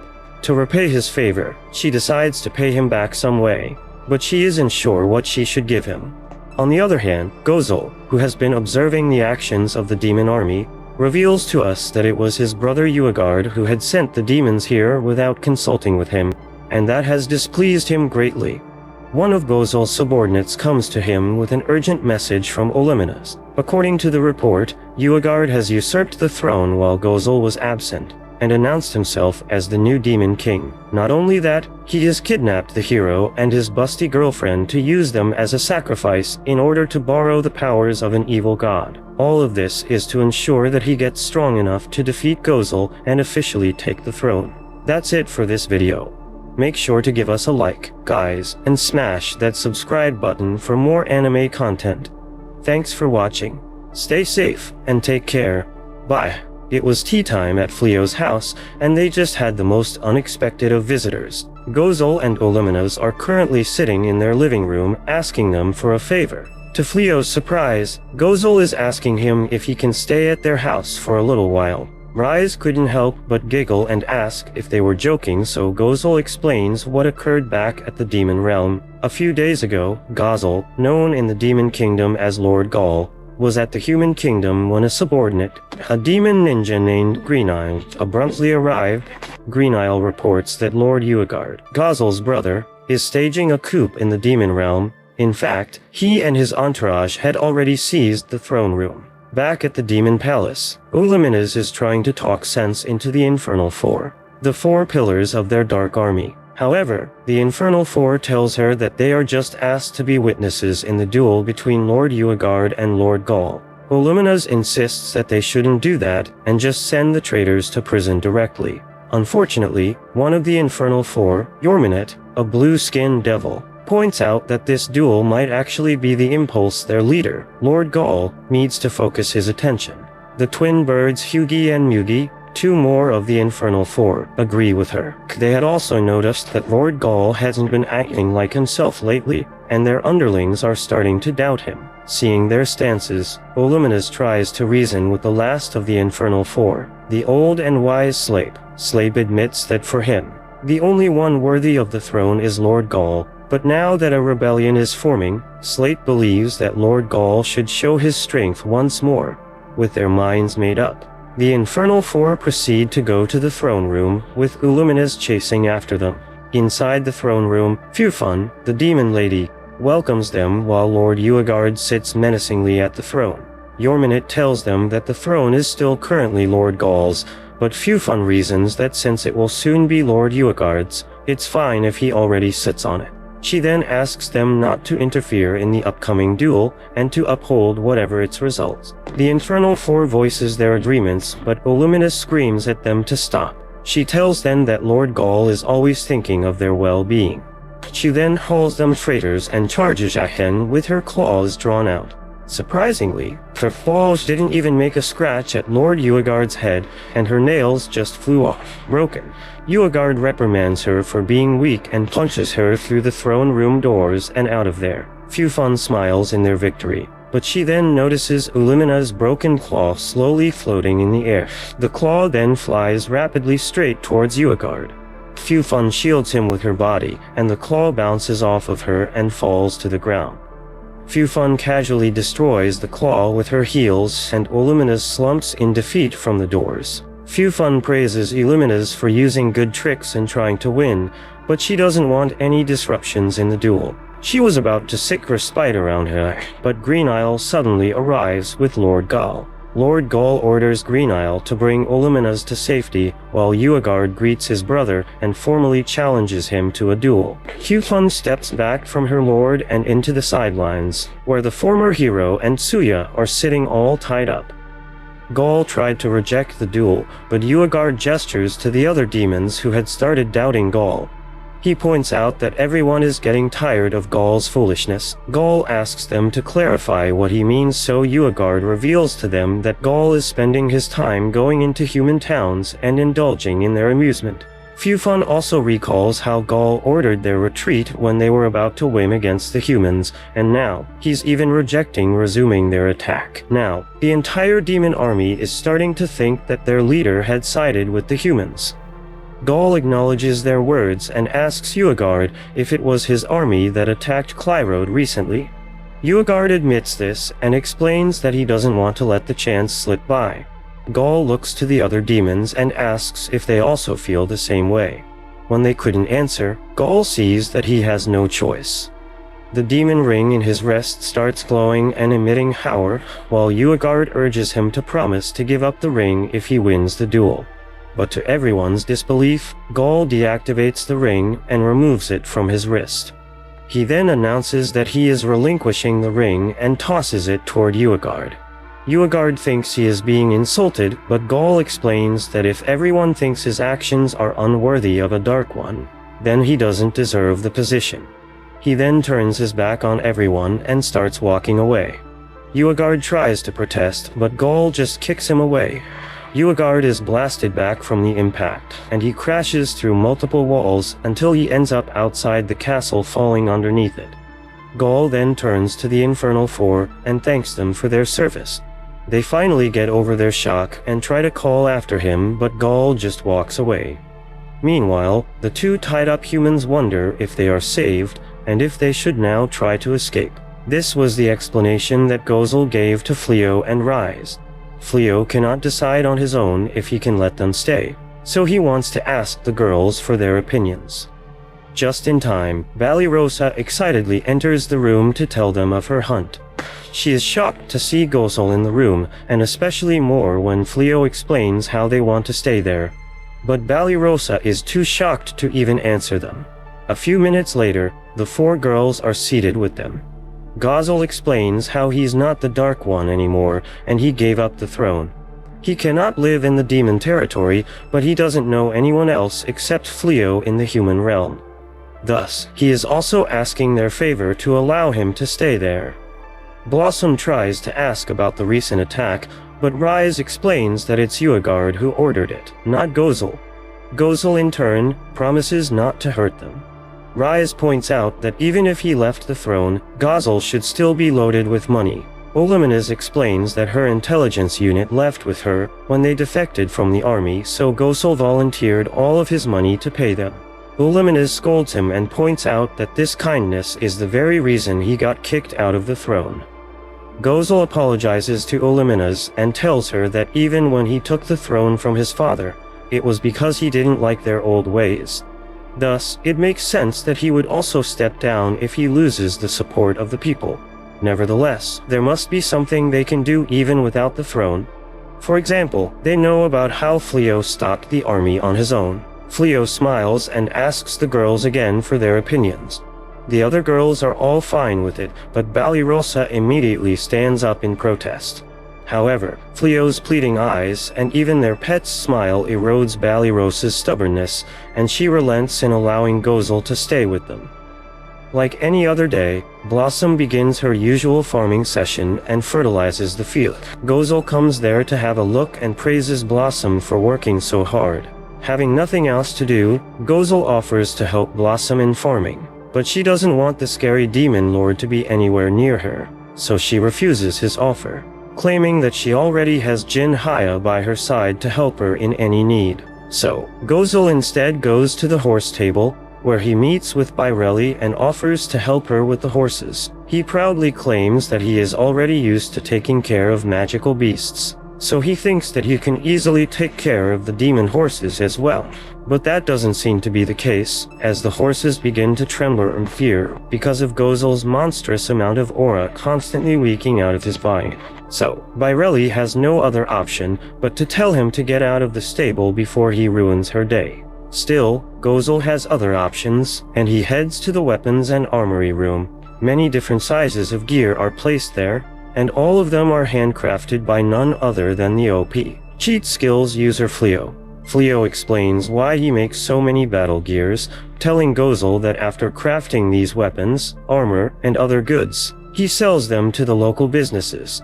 Gozel notices that the shields there are made of dragon scales and realizes that they are the scales of his own dragons, whom he had sent to battle Fleo a long time ago. But that doesn't offend Gozel by any means, and he is happy that Fleo didn't let any of the spoils of the war go to waste. Still, Fleo becomes filled with guilt upon realizing that he benefited from Gozel's dragons. So, Gozel changes the topic and praises Fleo. He mentions how greatly skilled Fleo is, as he has enchanted the shields with many layers of magic. Fleo tells Gozel that it was only possible because the dragon scales had the property to store his magical powers within them. Gozel thinks that it would be troublesome for the demon army if all of the humans got their hands on Fleo's masterfully crafted armor. But Fleo tells him not to worry, promising him that he only sells his stuff to adventurers who do not take part in any political wars. While these two overpowered heroes of their own stories are having casual conversations, Oluminez and Reese keep an eye on them. Oluminez wonders how in the world a demon became friends with a human, and she becomes upset even more when she notices that her lord is more lively here than he was when he was leading his demon army. Ballyrosa, for some reason, eavesdrops on Reese and Oluminez, and when Reese notices that, she becomes confused as she doesn't understand why Ballyrosa is interested in their conversation about Gozel. Later at night, Fleo cooks a delicious meal for everyone and eats dinner with everyone outside of their house. Fleo and Gozel connect even more through talking things out and becoming better friends. When everyone is getting along, Ballyrosa keeps her distance from them for some reason. She doesn't sleep that night, and Reese, who had noticed that something was wrong earlier, approaches her along with Fleo, bringing snacks and tea for her. Reese expresses her worries for Ballyrosa, asking her what has been bothering her lately. So, finally, Ballyrosa opens up to them, explaining that she is having a hard time accepting Gozel and Oluminez as her new housemates. She doesn't understand why Fleo accepted them without considering the potential dangers, and she's even more surprised to see that everyone else is getting alone with their biggest enemy. Fleo doesn't think that way, though. He tells Balirasa that all of them here live here in harmony, even though they are all different. They make a living by selling handcrafted armor by Fleo, eating vegetables from the fields that are managed by Blossom, taking care of magical beasts with the help of Birelli, and studying magic with the help of Bolano and Haya. So, he thinks that Gozel will also be able to find his own passions and live with them harmoniously. Still, Balirasa has a different opinion and decides to leave Fleo's house. She expresses that not only Gozel's appearance here has been making her uncomfortable, but also her not being able to contribute a lot for the family has been making her upset. She considers herself a failure of a knight who cannot even avenge her fellow comrades who had been injured and many of whom died at the hands of the demons, who were all led by Gozel. So, she cannot accept living under the same roof as such a monster, even if that monster is essentially a good person. Fleo respects Balirosa's point of view and tells her that she doesn't need to leave, claiming that Gozel won't be staying with them for too long. According to Fleo's analysis, Gozel is only here to keep an eye on their movement because he still considers all of them to be the biggest threat for the demon race. Fleo doesn't mind, though, because he has nothing to hide and has no prejudice towards the demons. In any case, he wants to live with everyone harmoniously, no matter who they are, and has accepted them. So, he also tells Balirasa that she too should accept them for who they are. Rhys calls out Balirosa's clear double standards, calling her out for being alright with having her in the same house when she is a demon as well. Rhys reveals to Balirasa that she herself was once in the demon army, which makes Balirasa confused. This makes Rhys evil, but Balirasa is no longer able to perceive Rhys as a threat because of the happy and silly memories they have shared with each other. Rhys mentions how much she has learned from Balirosa as a friend, showing her the cookies she has made. Rhys didn't have any cooking skills when they first met, but thanks to Balirasa teaching her, she can now cook delicious meals as well. Balirasa realizes that it is truly possible to set their differences aside, so she decides to give Gozel and Olimenas a chance. The next day, she approaches both Gozel and Olimenas and first makes it clear that they cannot harm any of her friends and officially accepts them as her housemates. Still, Balirosa doesn't fully trust Gozel, so she doesn't shake hands with him yet, and instead goes out hunting as she needs to contribute to their complicated family. On the other side, the comic relief dumb hero and his melon carrier girlfriend successfully escape from the demon castle. The hero reveals to have stolen jewels and magic gems from the castle's treasures and decides to sell them all when they leave the demon territory. But it doesn't seem that they will be able to leave the place so easily because some secret entity in the shadows is keeping a keen eye on both of them. That's it for this video. Thanks for watching. Bye bye. At the Demon Palace, the new demon lord, Uegard, is having a problem. He had just overthrown his brother, but now, he doesn't understand why their forces are losing against the humans. He asks his right-hand person, Fufun, why this is happening. Fufun explains to Uegard that currently, their troops are having trouble due to the many traps in their path, which is preventing them from getting near the human army. Uegard points out that they just have to break through with sheer numbers. Fufun protests since they don't have that many soldiers, but Uegard just punches her to the roof and tells her to find a way. He then exits the room, leaving Fufun and the Infernal Four behind. The twin birds Hugi and Mugi remarks that they are probably losing because their commander only knows how to move forward, unlike Lord Gaul, who plans their every move. Yormend also comments that they also lost the intelligence unit led by Olimenas, making it harder to make plans. Slape also chimes in that due to these setbacks, their Dark Army's morale is steadily declining. Fufun then floats down from the roof and tells them not to worry. She has a plan to boost the morale of their troops. She happily announces that she will start a get-together for the troops. Meanwhile, back at Hotto, Rise had just won a raffle. She hugs Fleo in excitement and informs him that she just won a trip to the hot springs. However, she was shocked when the vendor clarifies that they actually won a family trip. This means that they can take between 3 to 15 people with them. Rise thinks it over and asks the vendor if she can just swap the prize for something else. Unfortunately, Rise wasn't able to, and a few days later, the whole group heads to the hot springs, including all the girls plus their new companions, Gozel and Illuminus. The hot springs are currently packed with people, and Illuminus looks curiously at the clothes people are wearing. Valirosa explains to her that those clothes are called a yukata, a traditional attire. Meanwhile, Rise is pouting since she actually wanted her first trip with Fleo to be just the two of them. Fleo smiles and assures her that everything will be fine. The others also start talking about the hot springs.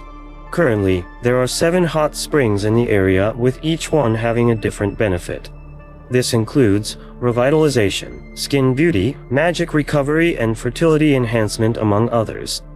This last one immediately captures Rise's attention, and her mind quickly imagines herself starting a family with Fleo. Her mood changes, and she happily pulls Fleo deeper into the hot springs. A few minutes later, they finally reach the main hot springs building. The establishment's employees happily greet and welcome them. To start, they offer them the yukatas to wear inside the facility. Rise tiptoes nearer to one of the employees and secretly asks where the fertility hot spring is. The attendant hands her a map to the hot springs and cheers her on. The girls are walking to the changing room when Blossom accidentally bumps into someone. Surprisingly, it was Lord Uagard. Uagard glares at Blossom, but Fufun quickly intervenes and apologizes. Blossom didn't actually recognize the two since they are in their human forms, so she quickly leaves to catch up with her friends. Meanwhile, Uagard was about to scold Fufun for letting Blossom get away after bumping into him, but Fufun reminds her that they don't need any trouble. They are currently there to just boost the morale of their officers and deepen their bond. Behind them, the other demons, including the Infernal Four, all enter the room in their human forms and wearing their yukatas. They head over to the hot springs while Fufun reminds them to not lose their necklace, which suppresses their Melicium. Meanwhile, in one of the shops, Rise, Illuminus, and Gozel are watching the passing demons. Unlike the humans, they recognize the Dark Army officers and wonder what they're doing there. Illuminus and Gozel want to greet them, but Rise warns them not to do that. Rise warns the two that if they do something that might interrupt her trip with Fleo, they would taste her wrath. Later, the group finally reaches their rooms, and the girls curiously explore every nook and cranny. Fleo was about to join them, but Rise hugs him from the back and points out that they will have their own room. Gozel also volunteers to sleep in the same room with them, but Valirosa and Illuminus vehemently reject his suggestion. Blossom tells everyone to calm down since they should just enjoy their vacation. Illuminus wants to eat hot spring food, while Bellano wants to try out the games. Blossom nervously shares that she wants to explore the hot springs alone, while Valirosa stares at Gozel and ponders what she wants to do. As for Rise and Fleo, Rise had already invited Fleo to go to the fertility hot springs. Haya was about to follow them, but Rise scarily warns her to stay away. Rise was determined to make this day the start of her new family. Since everyone has different plans, Fleo tells everyone to split up and just meet later during dinner. After everyone has left, Haya enters her psyche world and meets Damalinas, the Grand Magus of Midnight there. After she had eaten her soul during their battle, Damalinas will always be with her. Damalinas asks her what she wants, so Haya admits that she's there for practice. With one snap of her fingers, Damalinas suddenly found herself tied up in bed. Haya then explains that she is actually curious about mating after she witnessed Rise and Fleo doing it. Thus, she wants to learn it too by practicing on Damalinas. Haya starts sitting right on top of Damalinas, while Damalinas struggles and tries to stop Haya. She points out how they are both women, and they should only do it with people they like. Haya starts lifting her dress while pointing out that as a djinn, she is above all gender. Moreover, greedy people like Damalinas are exactly her type. This makes Damalinas so uncomfortable that she actually manages to kick Haya out of her own psyche world, waking her back up in the real world.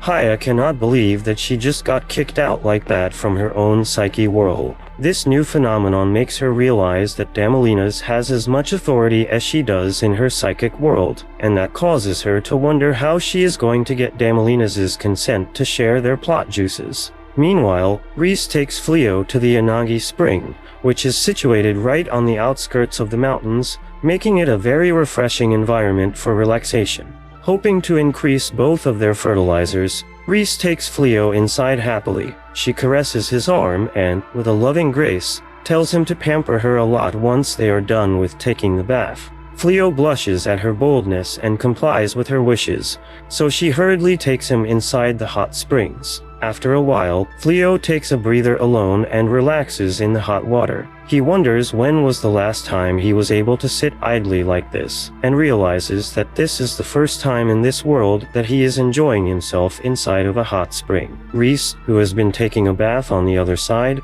calls out Fleo's name and asks him if he is still there. They both realize that by bringing their friends here, they have ruined their potential honeymoon trip. So, Fleo promises Reese that he will soon plan another trip just for themselves so that they can have their official honeymoon and make a soccer team of 11. Reese becomes excited and thanks Fleo for thinking about themselves for once. As a matter of fact, she becomes so excited that she proposes that they do their unofficial honeymoon right here and now. However, Beta Fleo opposes that idea and quickly rushes out of the hot springs as he is not yet ready. Meanwhile, Birelli goes to the illegal treasure room, even after turning down their offer because she is a dirty dog inside. As she hesitantly tries to enter the final room, don't terrify her, and expresses her interest in coming here as well. According to Haya, this place showcases the ways of repopulating Earth across different cultures and histories. So, she has come here to learn how to get Damalinas to accept her as her physical partner. Damalinas, who has been hearing their conversation from the psyche world, makes it loud and clear to Haya that there is no way in hell that they too will do the unthinkable. But Haya thinks otherwise and still decides to give it a try. She quickly gets going with Birelli down the road, as she cannot wait any longer, and expresses her full-on excitement.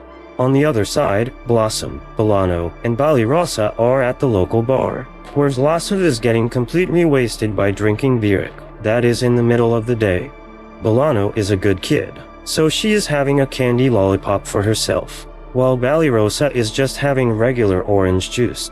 Speaking of Balirosa, she completely forgets about her drink and passionately stares at Gozel like a creep. This makes Blossom realize that Balirosa likes Gozel, so she encourages her dear friend to approach Gozel if she likes him so much. However, Balirosa denies it completely and claims that she has been only staring at Gozel like that because she wants to keep a close eye on his movements, as she still believes that he is dangerous. But we all know that is just a lie to cover up how much she is crushing on Gozel. Unintentional Riz Lord Gozel here comments on how lovely and hot Balirosa is looking wearing this traditional yukata, which leaves her completely flustered. Oluminas tells Gozel to stop flirting, even though he hasn't started yet because that isn't suited for a demon lord. But Gozel doesn't care since he is no longer a demon lord, and so he happily tags along with Blossom and Balirosa to have drinks together. On the other hand, Uegard and his minions are having a party of their own. Few fun dances and shakes they base to Emperor her more, but that just gets him mad, so he hits her with a straight punch. The Onis in his gang fight each other to entertain Uegard, but while doing so, one of them accidentally drops their limiter, which allows their Melicium to leak out of their bodies again. Very conveniently, the hero and his dumb girlfriend find themselves right at this very hotel. By using the Demon's treasure, they decide to stay here for a while and enjoy the hot spring together. The hero's girlfriend realizes that they too have ended up being such lowlifes that they are stealing from everyone. But since she herself doesn't have any shame, she lets the hero do whatever he pleases. The hero brings out a purple crystal to sell for money first, but that nary crystal ends up releasing a massive amount of malicious, causing the hero to cower in severe pain. The purple crystal seals itself into the hero and turns into a giant monster, which makes the girlfriend question if the writers will ever come up with anything original. Even though Gozel has failed as a demon lord, Oluminas has stayed with him, acting like a traitor, even though all of his other loyal subordinates have abandoned him. Such actions can only be defined by love and nothing else. And that makes Ballyrosa realize that Uluminas is deeply in love with Gozel. The dumb hero possessed by the evil monster wreaks havoc in Srev, ruining everyone's lovely vacation. While everyone is evacuating the hotel, Cleo, who is still in the hot springs, takes the initiative to stop the destruction using his magic. Reese, too, joins in and quickly heads towards the hotel to fight that purple monster, wearing nothing but her bathrobe. Gozel assumes that Uagard is behind this attack because he was spotted there earlier upon closer inspection. Uluminas notices the crystal core deep inside the monster and realizes that a human must be the one wearing it, as demons do not go berserk like that if they wear this crystal. Rather, it just increases their power. So, she instructs everyone to deal with the monster, as Fleo is already helping the people evacuate. However, Ballyrosa doesn't want Fleo to be burdened with all of the responsibility and says that they should all help him, even if they are weaker than him. So, they choose to help the people evacuate instead of helping Gozel and Uluminas take down the monster. Gozel respects Ballyrosa's decision and becomes so impressed by her conviction that he decides to help out the humans as well and joins the fight to protect their lovely vacation. He teleports instantly to where the monster is. But before you can take down the monster, he is met by Uagard, who is pumped up for a rematch. That's it for this video. Make sure to give us a like and subscribe to our channel for more anime content.